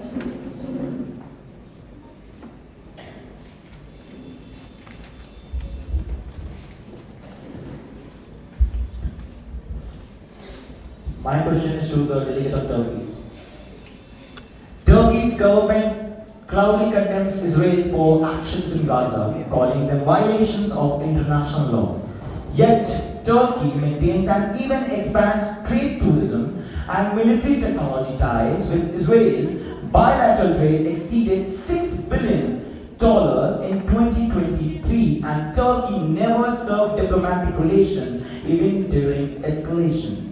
This continuous Turkey shows its double standard every time. When India supported you by giving aid for the climate crisis, you still never supported India in any form. Is Turkey so double standard that it continues to provide arms and ammunition to Hamas, and on the other side it claims that it's supporting peace? How would you like to justify the claim of double standard, the delegate of Turkey? Respected delegate of Israel, I would rather say that to you in an open fact that I would like to intervene a little. We have our chief guest coming, so let's pause. Kindly stand up and hail the honor. Kindly give a huge round of applause, dear delegates and audience. We have the warm privilege to receive our chief guest, Dr. Rajesh Ratna, Deputy Head of the United Nations Economic and Social Commission for Asia and the Pacific, UNESCAP. Sir had been present with us yesterday too in the opening ceremony and has shared his valuable insights, which the delegates truly honor. As he joins us today in day 2 of the OPS MUN 2025, I extend him a warm welcome and would like to offer him a badge. I request the volunteers to kindly come forward and offer a badge to sir. I request everyone to kindly applaud as the badge giving ceremony. The badge is courtesy to show our true emotions of regard. Sir has been very kind to find time from his busy schedule and be with us for the 2 days. It is really overwhelming. I offer the dignitaries the seat. I request everyone for you to kindly sit down. And now I request the chair and the co-chair kindly proceed with the further details. So, Delegate of Turkey, you may continue. Delegate of Israel, can you please rephrase the question? Sure. Dear delegate of Turkey, Turkey's government cloudly condemns Israel for actions in Gaza, calling them violations of international law. Yet, Turkey maintains and even expands trade tourism and military technology ties with Israel. Bilateral trade which exceeded over $6 billion in 2023, and Turkey never served diplomatic relations even during escalation. This continues Turkey shows its double standard every time. When India supported you by giving aid for the climate crisis, you still never supported India in any form. Is Turkey so double standard that it continues to provide arms and ammunition to Hamas, and on the other side it claims that it is supporting peace? How would you like to justify the claim of double standard? Respected delegate of Israel, I would rather consider your question as not well researched. First of all, Israel was considered and is considered a very close ally of Turkey. We have indeed welcomed Mr. Netanyahu to our country, and rather after the October 7th and after the genocide which you have done in Gaza to the people of Palestine, to the people of West Bank, to the people of Gaza, right, we have closed all of the trade agreements that were there. I have clearly said this yesterday in my minister and questions that all of the Turkey's trade relations have been cancelled with Israel, and there are many peace talks which is being done in Qatar, irrespective of Israel and Hamas, and irrespective of Russia and Ukraine. Rather, as far as you consider that about India, the acts done by India and POK is absolutely unacceptable, and we will not expect it. Our close ally is Pakistan, and we will always support Pakistan. And as far as Operation Sindhu is concerned, of giving drones to them, it was not an act of aggression, it was an act of pure trade. This never meant that we, the Turkey, absolutely support Pakistan. Yes, we absolutely support Pakistan, but India.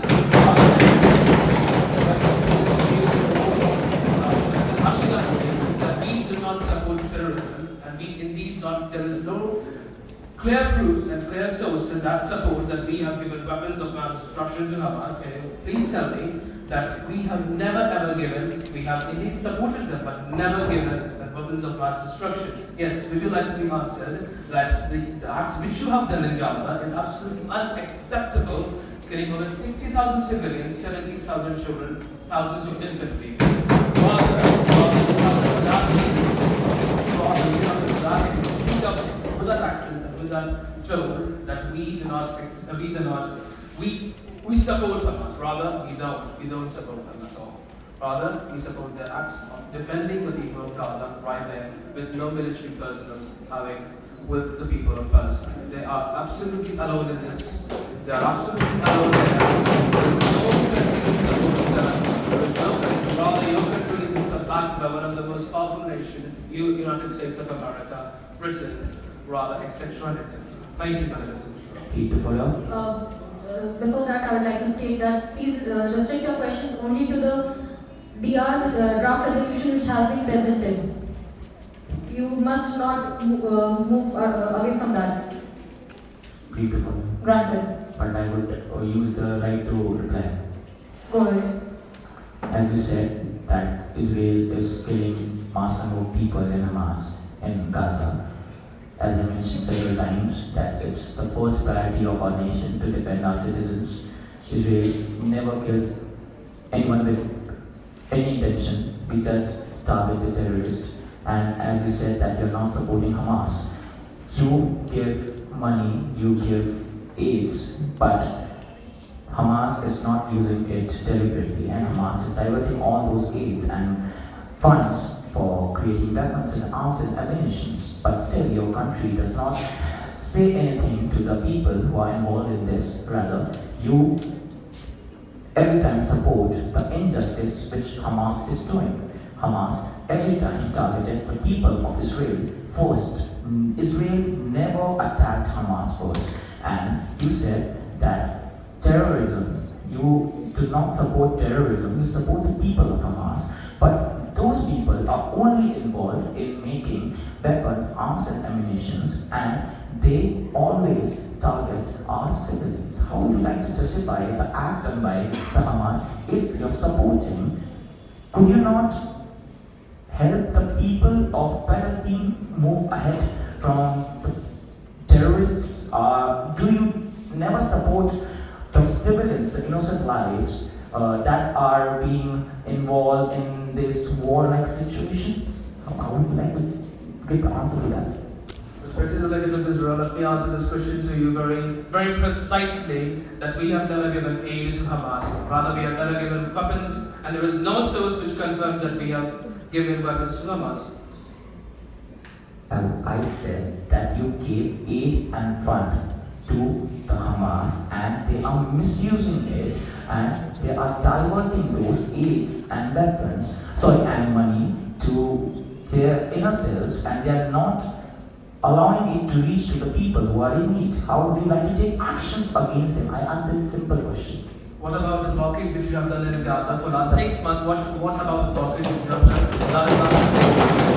Many of them get in the hospital. Get in the hospital. They were killed by forced starvation. You are using food. Let us ignore ignore Turkey for a while. Many countries, UN has even given aid. You have blocked them, saying that it is a security concern. We don't allow basic necessities like normal chocolate, fruit, water bottles, electricity. You are weaponizing them. You are weaponizing them, and indeed you have the audacity right now with that prospect and say it that we are using that the country of Turkey does not allow it. You have not given aid. You have blocked the aid. It's an open air prison, and the biggest punishment, civilian collective punishment, which you are giving, killing more than 60,000. And let me rephrase it for you. You said that we only target Hamas. We only target Hamas and terrorism. Then how on earth, in the name of retaliation, you have killed more than 60,000 people?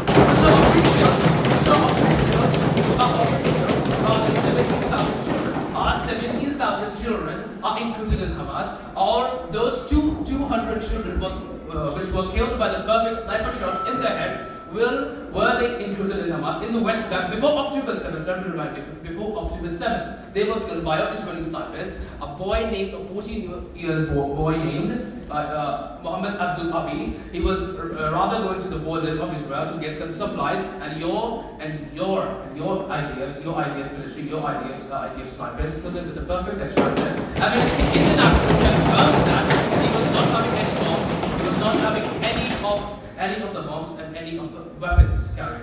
Rather, you said that we always announce, or we always warn the citizens before bombing the area. Let me remind you. According to the International, on October 7, 2023, Israeli forces struck a 3-story residential building in Gaza that killed 15 members of the Al-Abbas family, 7 children. According to the Amnesty International, there were no warnings given to them. Was indeed Israel killed all of the 100 children which were there in the apartment, which were there in the Al-Abbas family, and Al-Abbas family was completely eradicated. How would you like to defend that? Due to time constraints, we'll move to other delegates. Thank you, Delegate Israel. Delegate of Brazil, you have been recognized.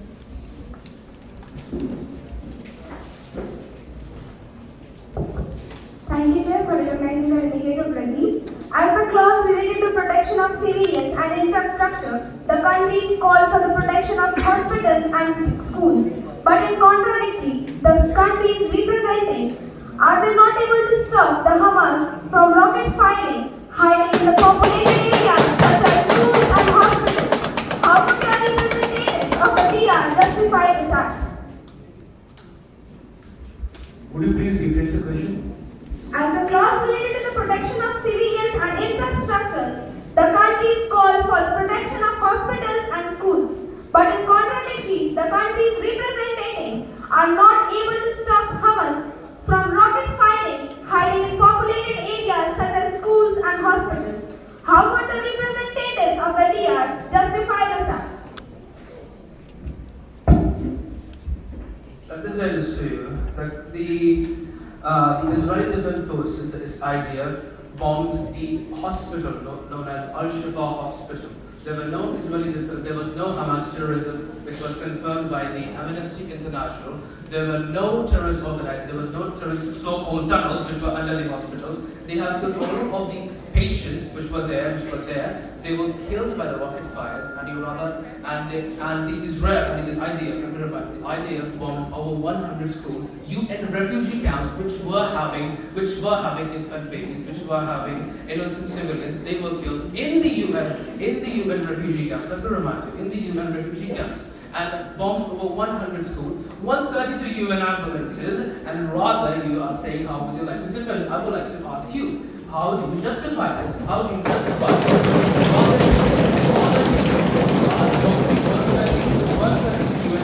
Let me remind the case, which was a very tragic case of a 5-year-old child called Hind Rajab, which was killed by the IDF with 335 bullets, ruthlessly killed by IDF. How would you like to justify that? As you have said, terrorism is not stopped. Rather, all those against terrorists they were killed, and the phone recordings for the police is absolutely available on the internet. You can absolutely search anyone on the delegates, respected delegates, you can absolutely search for it. His child name was Vindraja. He was ruthlessly killed by 235 bullets. Thank you. May I reply? Due to time constraints, we'll move to the next delegate. Delegate Hungary, you have been recognized. Thank you for the recognition.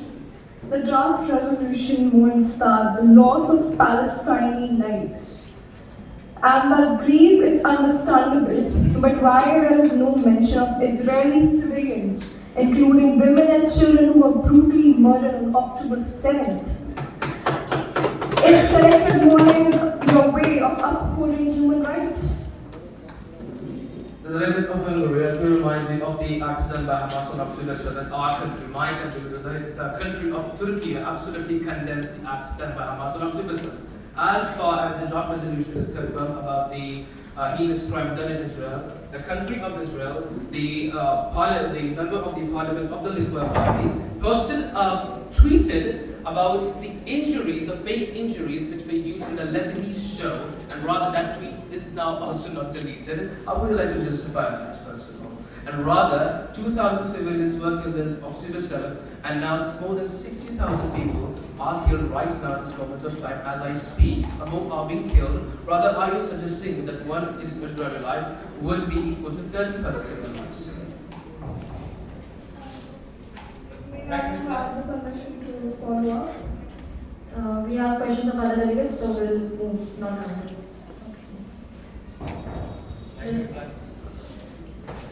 Yes, proceed.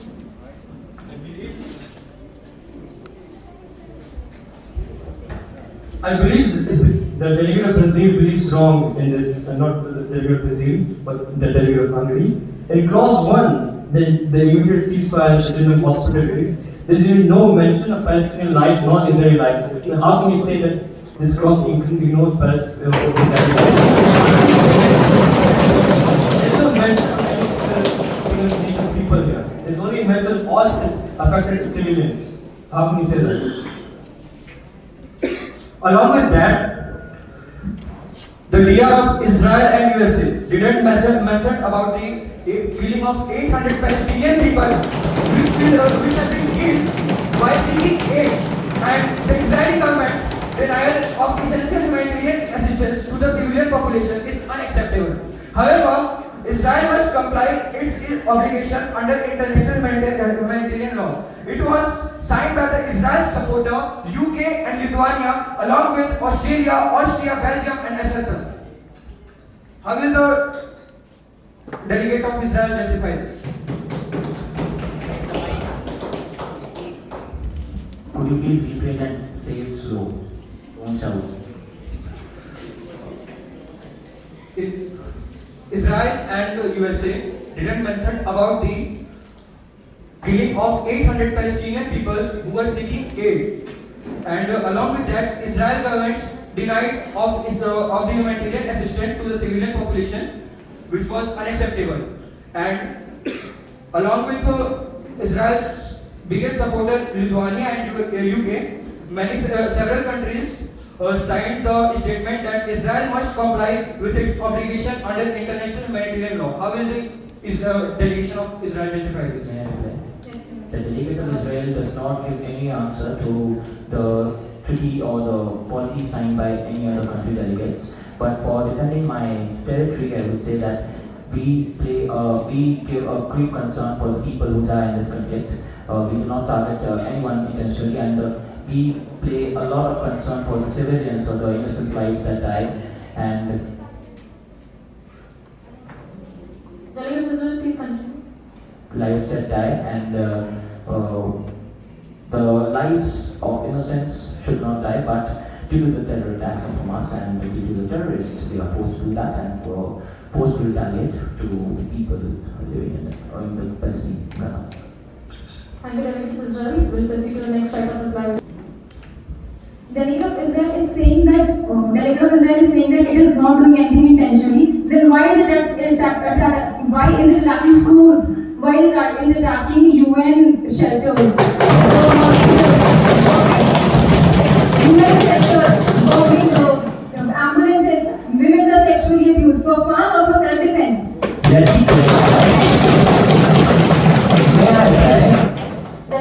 have questions from other delegates also. It's the last one.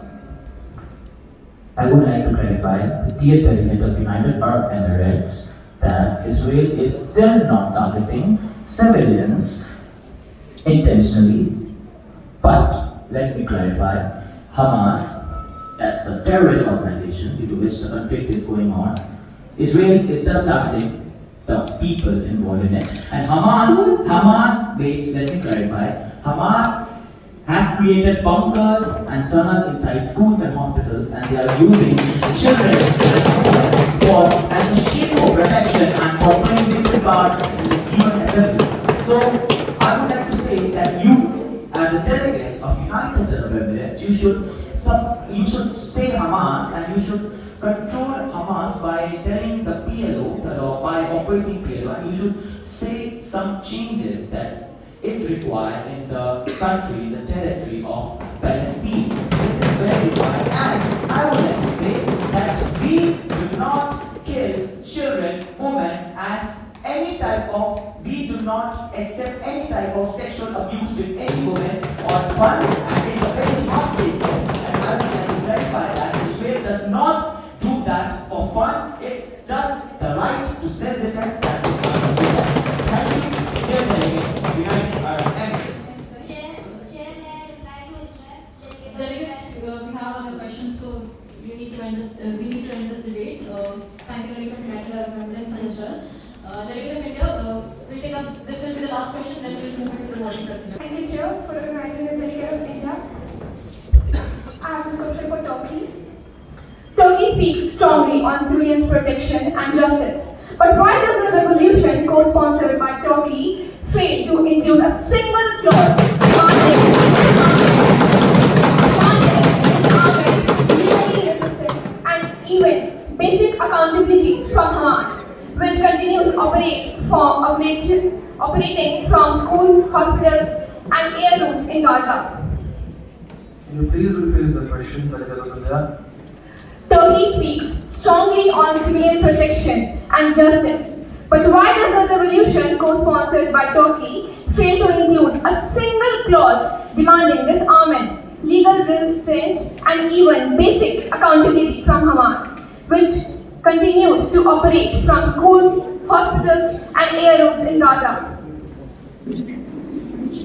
In our 12th mission, we have clearly condemned that the act done by Hamas and the act done by Israel is totally condemnable. I don't understand why you're asking this question right now. In our 12th clause, we have clearly mentioned that we clearly condemn the act done by Hamas and the act done by Israel. And we do have clearly mentioned that the war criminals from both the sides of Israel and Palestine and Hamas have to be condemned after the resolution is passed. So we don't see the point of this question.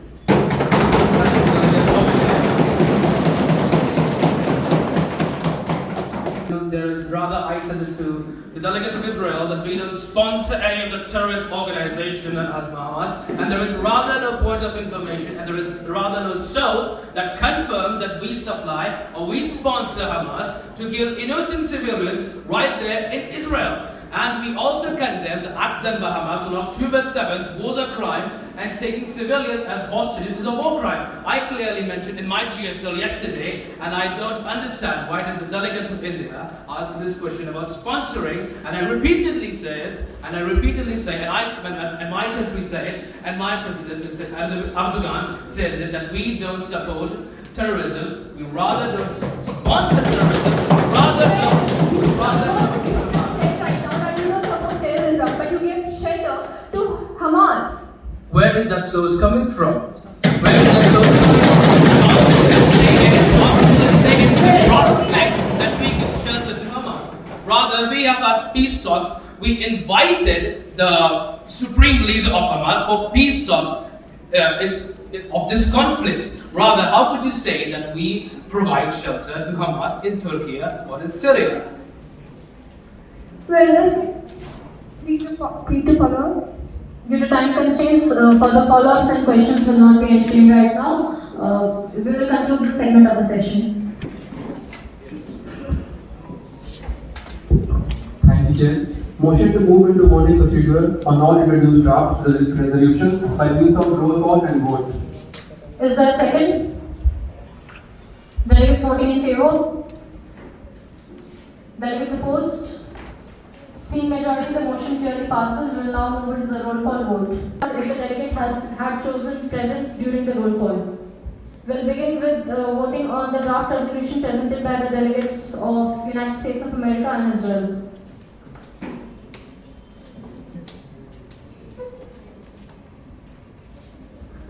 Algeria. State your voting preference, delegate. Delegate, you need to state yes, no, or abstain.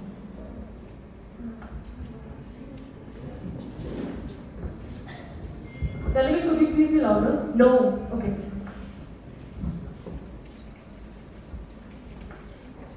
Australia. Yes. Bangladesh.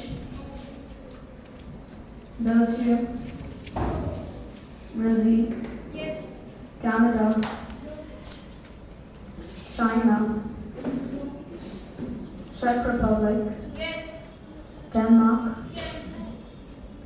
Democratic People's Republic of Korea.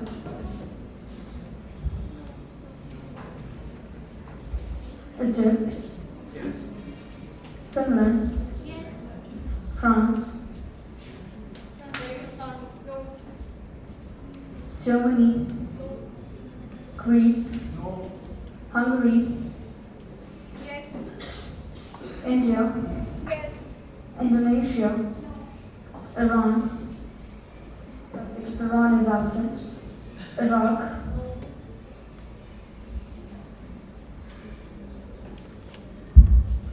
Ireland.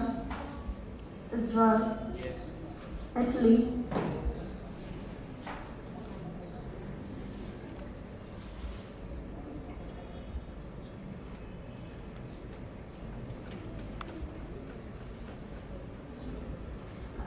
Japan.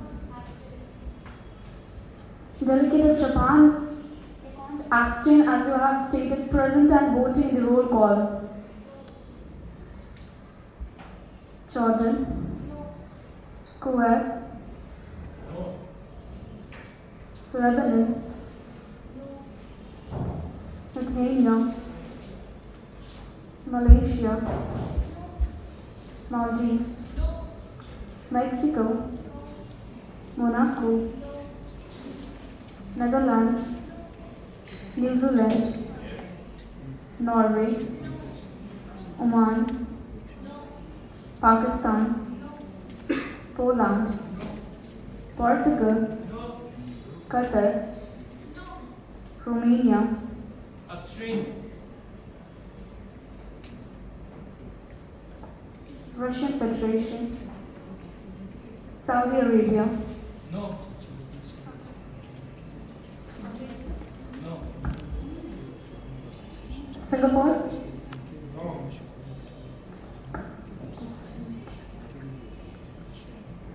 South Africa. Spain. State of Palestine. No. Sweden. Switzerland. Syria. Ireland. Turkey. Ukraine. United Arab Emirates. United Kingdom. Yes. United States of America. Yemen. Zimbabwe. The delegate of Venezuela cannot vote because Venezuela has lost its right to vote at the United Nations due to unpaid dues. So, the chair will take a moment to the chair will take a moment to count all the votes.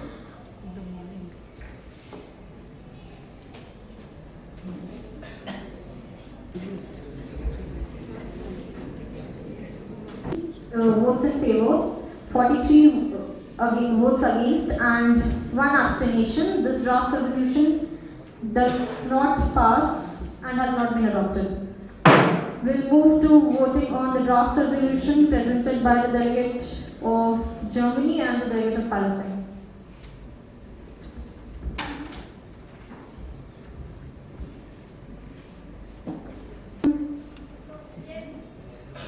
Brazil, Canada, China, Czech Republic, Denmark,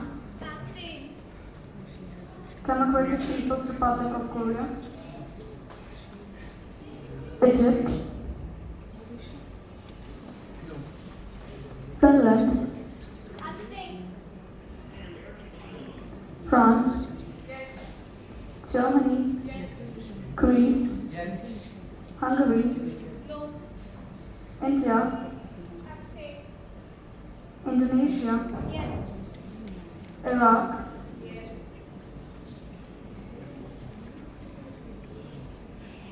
Ireland, Israel, Italy, Japan, Jordan, Monaco, Netherlands, New Zealand,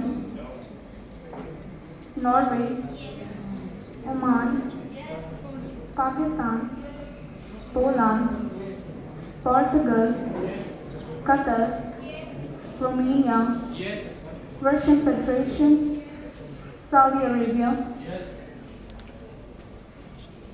Singapore,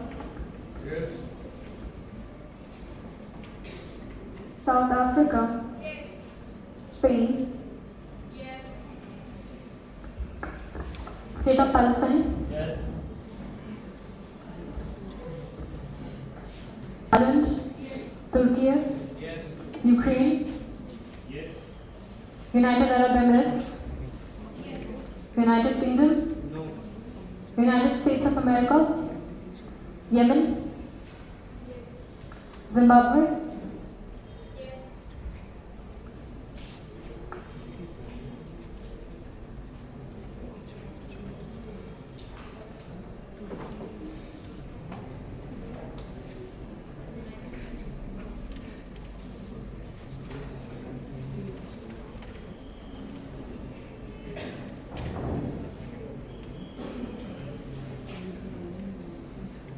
and 3 abstentions. This draft resolution has been adopted. It now stands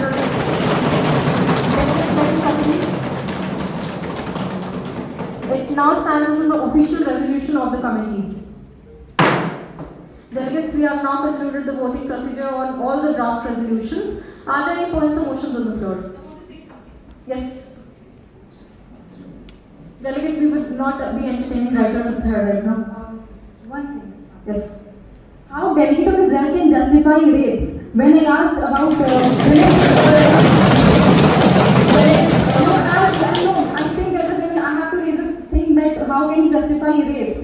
When I asked about women, he's telling that he's doing for security. How it is justified for security? Rapes and all? Delegates, we will not be entertaining. No, we will not be entertaining since we have adopted the draft resolution. But how can she just give so much allegations towards me? But right now he said that he is doing for Delegates, please stop this argument. We have concluded the adoption of the draft resolution. The committee procedures are now over and we will have to move into the closing speeches. Thank you, Delegate of United Arab Thank you, Emirates. Chair.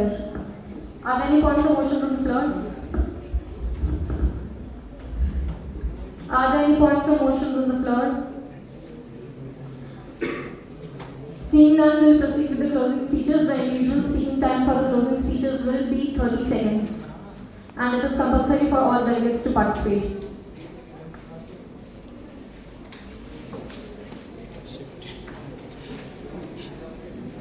United States of America.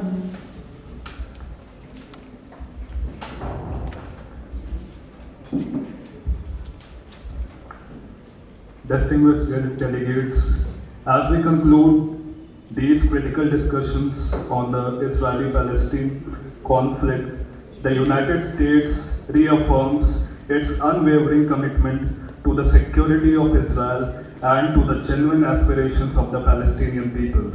We urge all parties to commit to a ceasefire, the immediate release of hostages, and unhindered humanitarian aid to Gaza. It is essential for Hamas to accept lasting peace and for Israel to facilitate the necessary conditions for Palestinian well-being and regional security. Thank you. Thank you, Delegate. Delegate of Egypt, you have been recognized. Yes. Yes, you may. Thank you, Sir, for the recognition. Honorable Chair, distinguished delegates, the Arab Republic of Egypt leaves this hall with one clear message: our region cannot afford another generational burden under rebel and chaotic. We have mediated, we have opened our borders for aid, we have risked our own stability to keep an hope alive. But peace cannot be built by Egypt alone. If this committee truly values human life, then turn words into actions, secure life corridors, stop the rockets, freeze the settlements, and move decisively. Thank you.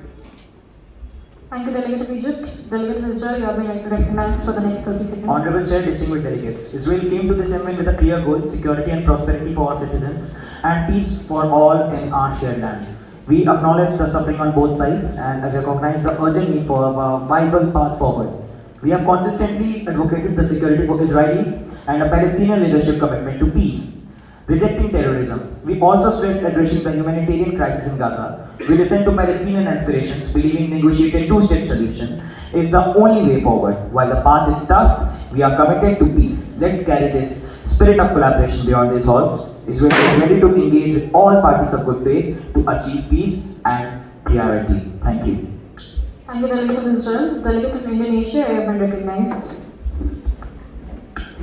Honorable Chair and esteemed delegates, Indonesia reaffirms its resolute commitment to a just and enduring peace. The ongoing suffering in Palestine is a moral indictment of global inaction. We urge this committee to champion international equity, amplify humanitarian access, and foster meaningful dialogue rooted in equity and empathy. Let us work collectively to uphold law and pave the way for a peaceful future. Only through collective resolve we can dismantle cycles of oppression and build a future grounded in dignity. Thank you. Thank you, Delegate of Indonesia. Delegate of Russia, you have been recognized. Honorable Chair, distinguished delegates, the Russian Federation believes that amidst this ongoing crisis, human lives must come before political loyalties. The innocents in Gaza and Israel cry not for sides but for survival. We urge immediate and unbiased humanitarian aid, and we condemn any obstruction of relief in name of strategy. This is not a war of weapons anymore, it is a war against compassion. Let us choose humanity before history. Judges are silence. Thank you. Thank you, Delegate of Russian Federation. Delegate of China, you have been recognized. Thank you, Honorable Chair and distinguished delegates. The People's Republic of China urges this assembly not to let another day pass without decisive actions. The people of Palestine and Israel alike deserve peace, dignity, and security. Words without deeds will not heal the wounds of war. We therefore call on all delegations to support our resolution, which ensures an immediate ceasefire, unhindered humanitarian relief, and a return to negotiations for a just and lasting two-state solution. Let us prove today that the United Nations can fulfill its mandate and bring hope to the Middle East. Thank you. Thank you, Delegate of China. Delegate of Yemen, you have been recognized for the next 30 seconds. Thank you, Chair. As we near the end of this session, the delegate of Yemen would like to remind the committee that this is not merely a political debate. This is a matter of human lives, human dignity, and justice long delayed.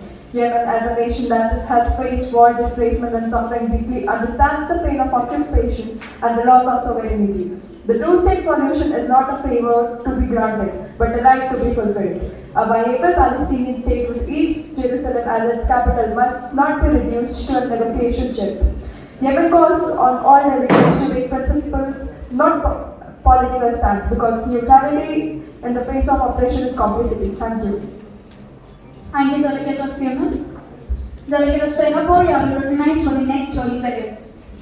Honorable Chairs, respected delegates, I stand today with a dream, not just for Singapore, but for every nation that dares to build a future of justice, unity, and unwavering hope. I dream of a Singapore where opportunity is confined by race, wealth, or origin, but perishes the freedom to strive, to speak, and to serve. Let us walk hand in hand towards a tomorrow where skyscrapers touch the sky, but hearts remain grounded in empathy. Singapore's story is not just its own, it is a beacon to all who believe that dignity and diversity can thrive together. Let us dream boldly and act bravely. Thank you. Thank you, Delegate of Singapore. Delegate of Ukraine, you have to recognize for the next 30 seconds. Honorable Chair and esteemed delegates, Ukraine believes that true peace in the Middle East can only come through justice, dialogues, and respect for international laws. As nations that know the pain of war and occupation, that we stand with all innocent civilians who deserve security, dignity, and hope. We urge this assembly to act not as a divided nation, but as a one unity, committed to two-state solutions, humanitarian relief, and an end to violence. Let us ensure that the voice of peace are louder than the echoes of war. Thank you. Yes. Yes, indeed. Delegate of United Arab Emirates, you have been recognized.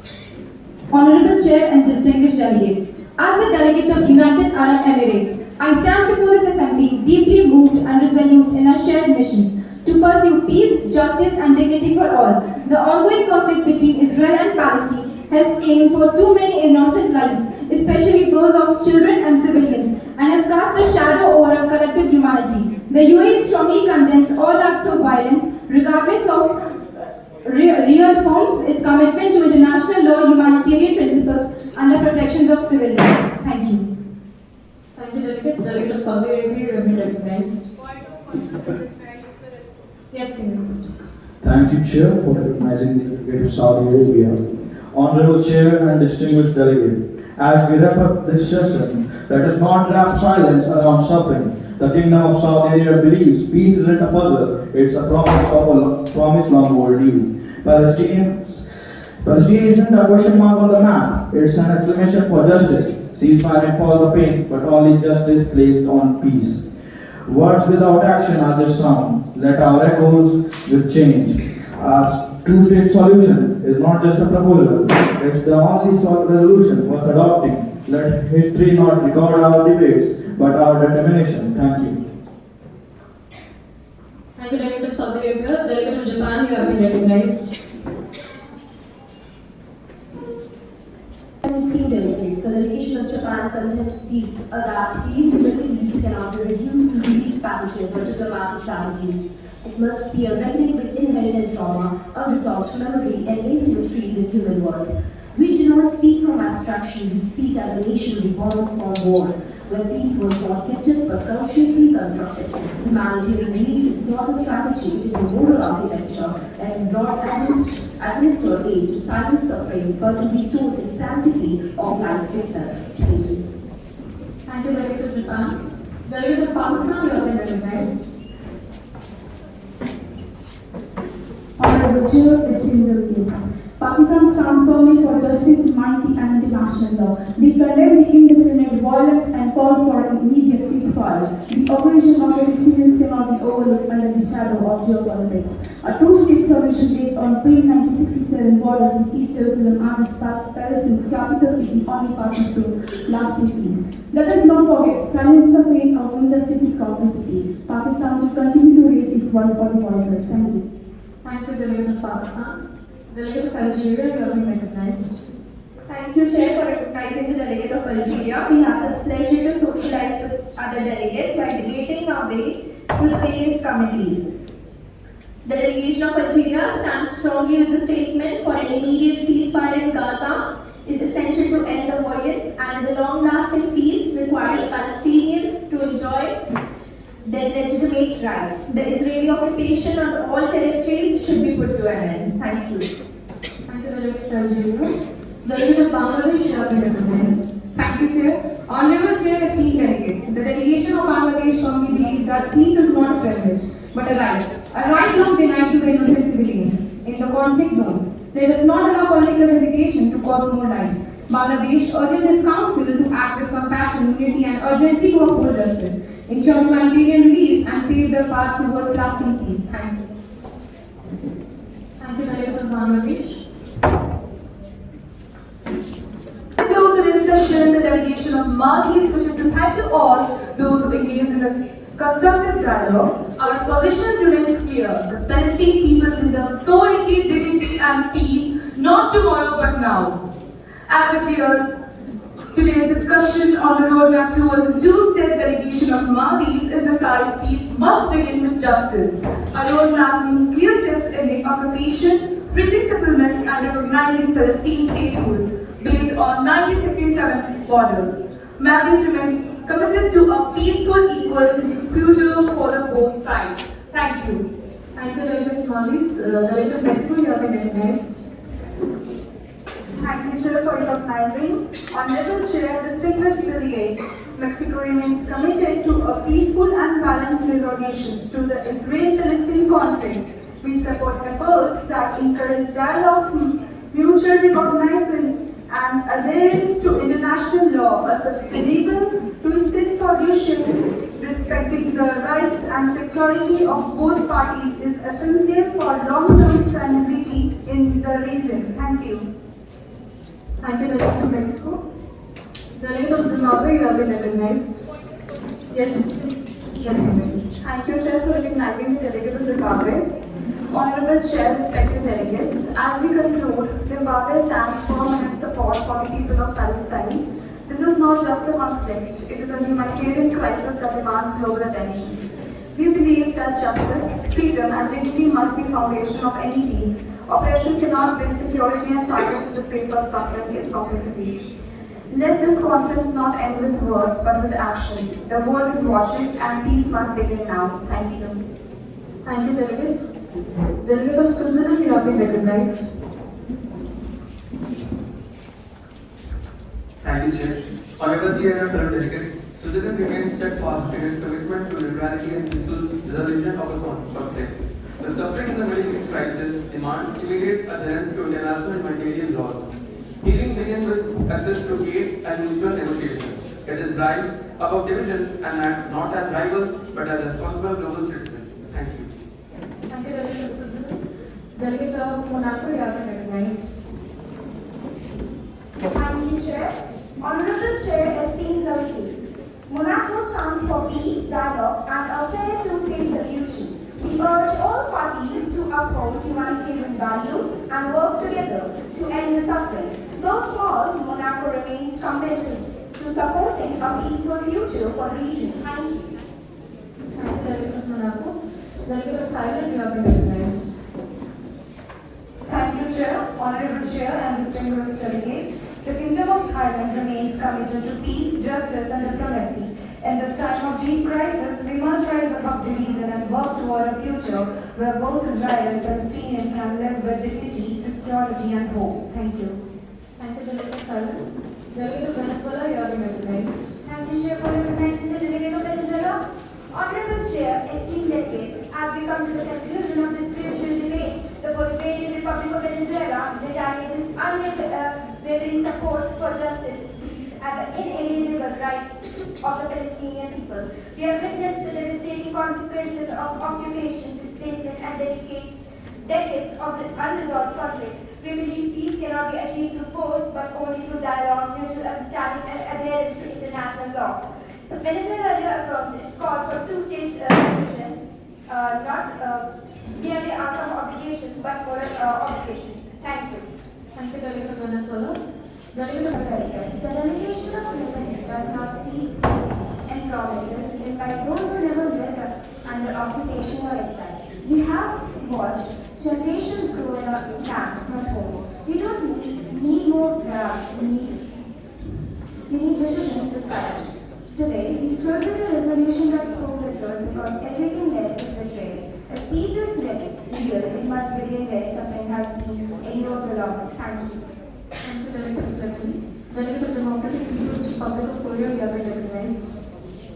Honorable Chair, distinguished delegates, the delegation of the Democratic People's Republic of Korea thanks the committee for the constructive dialogue. While differences prevail, this form has shown the power of diplomacy and respectful engagement.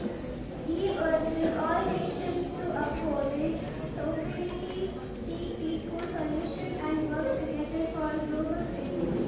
Let us continue the spirit of cooperation beyond the summit. Thank you, Delegate. Delegate of Kuwait, you have been recognized. Honorable Chair, esteemed delegates, As this conference concludes, the delegation of Kuwait wishes to express deep appreciation to all nations that spoke now just with power but with purpose. In these past days, we have not merely debated policies, we have carried the weight of human lives in our words. We spoke not as politicians but as people. For the mothers mourning in Gaza, the children sheltering in fear, and the families across borders praying for peace. To our lives, your solidarity strengthened our voice. To our critics, your questions sharpened our resolve. And to every delegate here, thank you for proving that diplomacy still holds power in a fractured world. We may leave this hall with different flags, but we may carry forward a shared will to build peace not in just speeches but in action. Thank you. Kuwait leads the zone. Thank you, Delegate of Kuwait. Delegate of Greece, you have been recognized. Honorable Chair, esteemed delegates, the delegation of Greece wishes to express its appreciation to all those who have contributed to the spirit of diplomacy throughout this session, and the Greece welcomes the adaptation of this resolution and commends all those who contributed to its drafting, negotiation and improvement. Thank you. Thank you, Delegate. Delegate of South Africa, you have been recognized. Thank you, Chair. Honorable Chair, esteemed delegates, as we draw this gathering to a close, South Africa stands firmly in its commitment to a world defined by solidarity, equality and justice. Our nation's history fought through the struggle of apartheid. Through this committee, South Africa has advocated two-state solution that respects the sovereignty, security and aspirations of both Israelis and Palestinians. As we close, we urge all delegates let our efforts not end in debate, but echo into action. For only we choose dialogue over destruction, humanity over hatred, can the Middle East truly begin to lead. Thank you. Thank you, Delegate of South Africa. Delegate of Malaysia, you have been recognized. Thank you, Chair.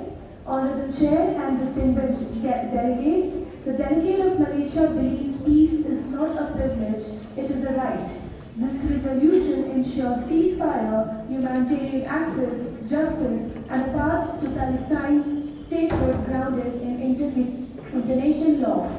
It does not point finger, it builds bridges. We urge all nations to choose human dignity over division and legality over violence. Support the resolution, not just for Palestine, but for the principle of peace itself. Thank you. Thank you, Delegate of Malaysia. Delegate of Netherlands, you have been recognized. Thank you, Chair. Honorable Chair, esteemed delegates. The Netherlands stands with peace, not as a passive dream, but as a shared responsibility. In this conflict, there is no winner involved, only loss for humanity. We call on this committee to remember every person, Israeli or Palestinian, deserves a future free of fear. Let this be the generation that chooses dialogue over division, dignity over destruction, and humanity over hatred. Thank you. Thank you, Delegate. Delegate of Belgium, you have been recognized.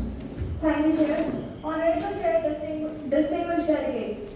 Peace cannot be forced with unclear mandates and unchecked power. A peacekeeping force that lacks neutrality, clear structure, or consent risks becoming a tool of control and not protection. Belgium stands for genuine peace, and we call for everyone in this assembly to stand with us too. Let us not confuse presence with protest. Thank you. Thank you, Delegate. Thank you, Chair. Delegate of Spain, you have been recognized. Chair and fellow delegates, Spain firmly believes that peace is not a distant dream, but a collective responsibility. Throughout this committee, we have advocated for a two-state solution rooted in international law, dialogue, and mutual respect. We stand by the legitimate right of both Palestinians and Israelis to live in peace and security. Thank you.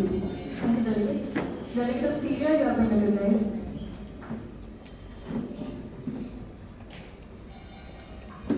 Thank you, Chair, for recognizing the delegate of Syria. Honorable Chair, esteemed delegates, the Syrian Arab Republic remains steadfast in its support for Palestinian sovereignty and justice.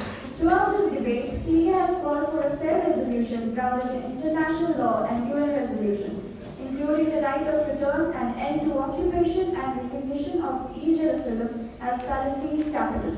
We have pushed for humanitarian relief and just a two-state solution because healing the Middle East starts with truth and accountability.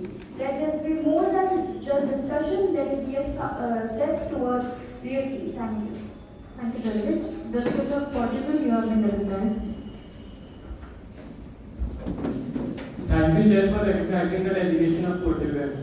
Honorable Chair, esteemed delegates, the delegation of Portugal closes this session with a message that must echo beyond this room. Silence is not neutrality, it is complicity. While we exchanged speeches, thousands remained trapped under rubble, aid was blocked at borders, and war crimes went unanswered. We did not come here to write soft words, we came to confront hard truths. Aid denies a weapon. Dialogue without accountability is just delay. Portugal stands for humanity over politics, law over loyalty, and courage over comfort.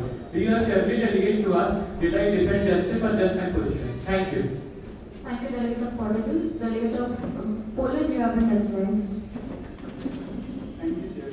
Honorable Chair, esteemed delegates, as we approach the voting procedure, Poland urges this committee to rise above political alliance and emotional extremes. The stakes are too high for symbolic justice. Lives are being lost, families displaced, and hopes crushed under the weight of their continuous violence. Poland stands for an immediate ceasefire, the protection of civilians, and the delivery of unhindered humanitarian aid. Poland believes that neutrality is not a silence. It is our commitment to justice, diplomacy, and the dignity of human life, no matter the flag or faith. Poland votes for peace, and we urge you to do the same. Thank you. Thank you, Delegate of Poland. Delegate of Qatar, you have been recognized. Thank you for the recognition, Chair. Honorable Chair, distinguished delegates, the state of Qatar stands not with politics but with people. Gaza is not a war zone, it is a graveyard of forgotten humanity. Ceasefire is not a demand, it is a duty. Aid is not charity, it is justice. The world must stop debating Palestinian existence and start protecting it. Qatar remains committed to peace, justice, and protection of civilians. Thank you. Thank you, Delegate of Qatar. Delegate of Canada, you have been recognized. Thank you, Chair, for recognizing the Delegate of Canada. Honorable Chair, esteemed delegates, the Delegate of Canada speaks not just as a representative but as a young speaker who truly cares. This conflict has caused so much pain for too many generations, innocent families and children. Canada believes that peace is possible, but only if we choose compassion over hatred and dialogue over violence. A two-state solution is not just a political plan, it's a chance for people finally line with freedom, safety and hope. At last, we need to remember that we have the power to listen, to care and to keep trying, and sometimes that's just how peace begins. Thank you. Thank you, Delegate of Canada. Delegate of Denmark, you have been recognized. Thank you for recognizing me, Chair. Honorable Chair, esteemed delegates, Denmark reaffirms its support for a two-state solution rooted in international law and mutual recognition. We condemn all violence and unilateral actions, whether by state or non-state actors, that endanger civilians and derail peace efforts. Humanitarian aid and reconstruction must be transparent, accountable, and not exploited by armed groups. Denmark urges this committee to move from statements to responsible, balanced actions. Thank you. Thank you, Delegate of Denmark. Delegate of Czech Republic, you have been recognized.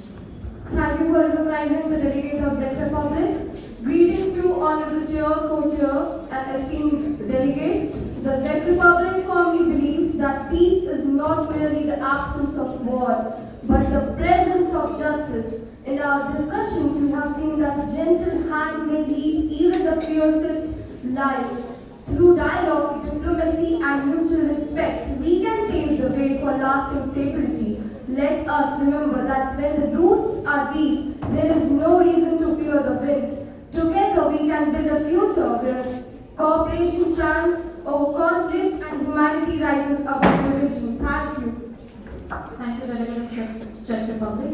Delegate of India, you have been recognized. Honorable Chair and esteemed delegates, India has not spoken to keep laws, but to protect principles. We have questioned silence and demand justice, not for applause, but for accountability. To both Israel and Palestine, the road ahead must be guided by responsibility, not retaliation. Humanitarian aid must flow without obstruction. Civilians must be sheltered from harm, and non-state actors must be held to account. A demilitarized, sovereign Palestine alongside to secure Israel is not just a hope, it is a necessity. a future must be built on law, trust and dignity where placed. The peace is not a pause between conflict but a permanent commitment by both sides. Thank you, Delegate of India. Thank you, Chair. Delegate of Australia, you have been recognized. Thank you, Chair, for recognizing the delegate of Australia. Honorable Chair, esteemed delegates, Australia stands firm in a commitment to a just, lasting peace, the one built on dialogue, accountability, and the protection of all civilians. While the stance values Israel's right to security, we equally uphold the urgent need for humanitarian relief and a sustainable two-state solution. Let this committee not be remembered for division but for bold diplomacy. Australia believes peace is not a passive hope, it is a principled pursuit. Let us act accordingly. Thank you. Thank you, Delegate of Australia. Thank you, Chair. Delegate of Lithuania, you have been recognized. Thank you, Chair, for recognizing the delegate of Lithuania. Esteemed delegates, as we conclude, Lithuania thanks you. Lithuania sincerely appreciates this opportunity to engage in this debate. We condemn the committee's dedication to diplomacy. Your insights have deepened my perspective. Let us carry forward the spirit of collaboration beyond today. The fruitful dialogue, lasting solution, and our shared commitment to global progress. Thank you. Thank you, Delegate. Delegate of New Zealand, you have been recognized. Thank you, Chair, for recognizing the delegate of New Zealand. Distinguished delegate, as we conclude New Zealand, thank you for your insights on Israel-Palestine conflict. We strongly advocate for a two-state solution with a secure Israeli and viable Palestinian state, living peacefully within 1968 borders. Achieving this requires courage, political will, and an end to violence and occupation. Thank you. Thank you, Delegate of New Zealand. Delegate of Norway, you have been recognized. Thank you, Chair, for recognizing the delegate of Norway. Honorable Chair, esteemed delegates, the delegate of Norway stands firm with the belief that healing the Middle East requires more than words. It requires accountability, protection of civilians, and bold lawful diplomacy. Norway does not speak from theory, we speak from history. We stood at the heart of the Oslo Accords, proving that diplomacy can bridge the deepest divides. Let us not let the spirit of Oslo Accords fade, rather revive it for civilians who deserve not sides but safety. Thank you. Thank you, Delegate of Norway. Delegate of Italy, you have been recognized. Thank you, Chair. Honorable delegates and Chair, Italy stands firm in its commitment to peace through dialogue, respect and cooperation. We believe a two-state solution guaranteeing justice and security for both Israelis and Palestinians that is the path to lasting peace. Together, we have a duty to turn hope into action and build a future where both peoples live in harmony. Let us bring the spirit of this conference into our ongoing efforts for a peaceful Middle East. Thank you. Thank you, Delegate of Italy. Delegate of Turkey, you have been recognized. Thank you, Chair, for recognizing the delegate of Turkey. Honorable Chair and esteemed delegates, I, delegate of Turkey and Turkey, enter this chamber with a single aim, a just, durable peace where Israel and Palestinians live in security and dignity. We now urge all of the delegates to transfer and translate these speeches into action. This assembly sends a very clear message that peace cannot be waited. Thank you. Thank you, Delegate. Delegate of Romania, you have been recognized. Honorable Chair and distinguished delegates, Romania highlights that peace between Israel and Palestine is not just a hope, it is a necessity. The two-state solution remains the most viable path to lasting stability and a secure Israel with an independent Palestine. We must reject violence to uphold international laws and human rights. Let us be remembered as a generation that chooses unity over conflict. Thank you. Thank you, Delegate of Romania. Delegate of Iraq, you have been recognized.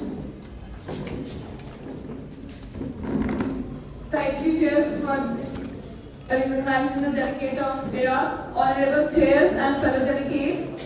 The Republic of Iraq firmly stands in support of peace, justice, and just solution to Israel-Palestine conflict.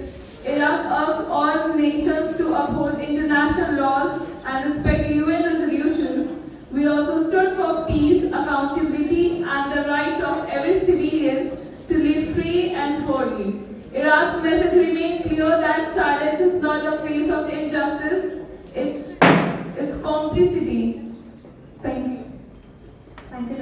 enough.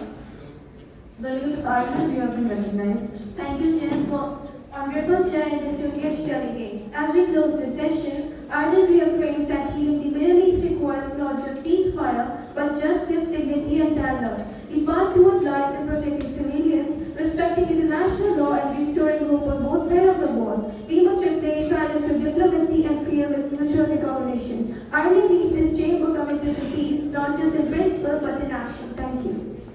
Thank you, Delegate Ireland. Delegate of Jordan, you have been recognized. Thank you, Chair, for recognizing the delegate of Jordan. Honorable Chair and esteemed delegate, as the Hashemite Kingdom of Jordan, we remind this body that healing the Middle East is not a distant goal, but a regional necessity. For decades, Jordan sheltered millions, guarded holy sites in Jerusalem, and called for two-state solution. Peace cannot be delayed. Jordan stands urging not just words, but actions. Thank you. Thank you, Delegate of Jordan. Delegate of Oman, you have been recognized. The delegation of Oman thanks the Chair for the recognition. Honorable Chair, respected delegates, the Sultanate of Oman believes that healing the Middle East does not begin with dialogue, but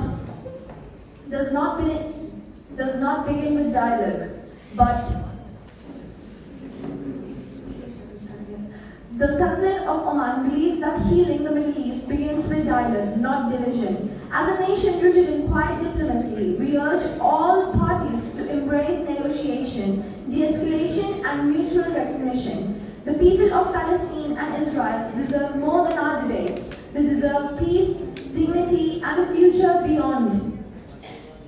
Oman stands committed to being a bridge for peace, not a voice of blame. Thank you. Thank you, Delegate of Oman. Delegate of Sweden, you have been recognized. Thank you, Chair. Honorable delegates, let's choose hope over conflict. Sweden believes peace is possible if we listen, respect, and work together. Let us remember the voices of people who wish for safety, dignity, and harmony. The journey is challenging, but united efforts can transform challenges into opportunities. Thank you. Thank you, Delegate of Sweden. Delegate of State of Palestine, you have been recognized. Honorable delegates, Honorable Chair, fellow delegates, this wasn't just a conference, it was a crucible of justice. We debated, we clashed, and we disagreed, but with every word we fought for something bigger than ourselves: truth, accountability, and peace. In a world divided by borders, beliefs, and we proved that diplomacy still has a voice, louder, clear, and unwavering. The ink we spilled wasn't dry, it was a ripple. This is not the end, it is the briefing before the next mission. Thank you. Thank you, Delegate of State of Palestine. Delegate of Germany, you have been recognized. Thank you, Chair, for recognizing the Delegate of Germany. Honorable Chair and esteemed delegates, Germany recognizes that even modest efforts to foster understanding can pave the way to peace. We must keep in mind the hope of those who seek safety, dignity, and coexistence. By encouraging open dialogue and united action, we can support both peoples in reaching a lasting resolution. It is our collective duty to transform conversations into meaningful progress. Let us move forward with this commitment. Thank you. Thank you, Delegate of Germany. Delegate of France, you have been recognized. Thank you, Chair. Honorable Chair and esteemed delegates, today we stood not just for politics, but for people, for peace, accountability, and a future where both Palestinians and Israelis can coexist in dignity. A two-state solution is not just a proposal, it is promise to humanity. Let us not let hypocrisy and selective sympathy drown this hope. France stands firm. Peace without justice is no peace at all. Thank you. Thank you, Delegate of France. Delegate of Brazil, you have been recognized. Thank you, Chair, for recognizing the Delegate of Brazil. Honorable Chair and distinguished delegates, as we draw this session to a close, the delegation of Brazil reaffirms its unwavering commitment to peace, dialogue, and international cooperation. Brazil stands not as a supporter of one side, but as an advocate for humanity, diplomacy, and a future where both Israel and Palestine can coexist in peace and dignity. Let this conference be remembered not for divided voice, but for united actions driven by empathy and guided by international law. Thank you. Thank you, Delegate of Brazil. Delegate of Hungary, you have been recognized. Thank you for the recognition. Honorable Chair and esteemed delegates. As the delegate of Hungary, I stand proud to have contributed to a debate that was as fiery as Hungarian paprika. Let's remember, diplomacy isn't about defending positions. It's about finding directions. May our resolutions be as strong as our coffee and our commitment to peace even stronger. Kusalam means thank you in the country of Hungary. Long live diplomacy. Thank you. Thank you, Delegate of Hungary. Delegate of Finland, you have been recognized. Thank you, Chair. Honorable Chair and esteemed delegates, as the delegate of Finland, I reaffirm our unwavering commitment to peace, humanitarian rights, and international law. Last year's resolution to Israel-Palestine conflict can only come through dialogue, mutual recognition, and end to violence on all sides. Finland urges this body to prioritize humanitarian aid and support two-state solution and work towards a future where both people live in peace and dignity. Let diplomacy guide us forward. Thank you. Thank you, Delegate of Finland. Having heard from all delegates, we now conclude the closing statements. Are there any points or motions on the floor? Delegate of United Arab Emirates, you have been recognized.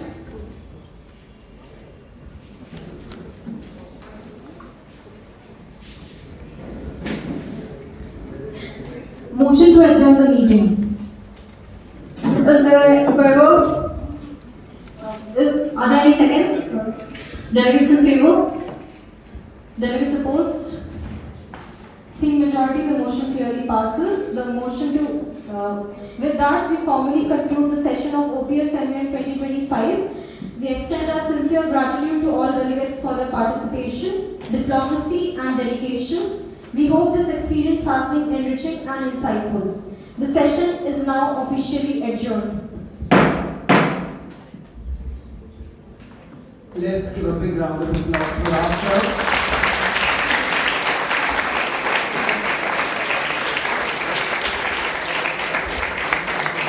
That was quite praiseworthy. With that, delegates, we come to the conclusion. Roughly, rigorously debated, questioned, amended, and finally voted upon. Each of you brought depth, direction, and determination to the floor. The closing speeches have echoed the spirit of collaboration, leadership, and learning, and it's safe to say that this committee has been a remarkable display of intellect and internationalism. Whether your resolution passed or not, whether your motion succeeded or fell short, you have all walked away with the most valuable takeaway of all, the experience of diplomacy in action. On behalf of the Executive Board and Secretariat, we extend a heartfelt appreciation to each delegate for your tireless preparation, your respectful engagement, and your contribution to meaningful dialogue.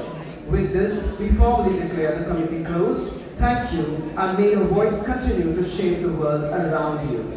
And now, we break for the lunch.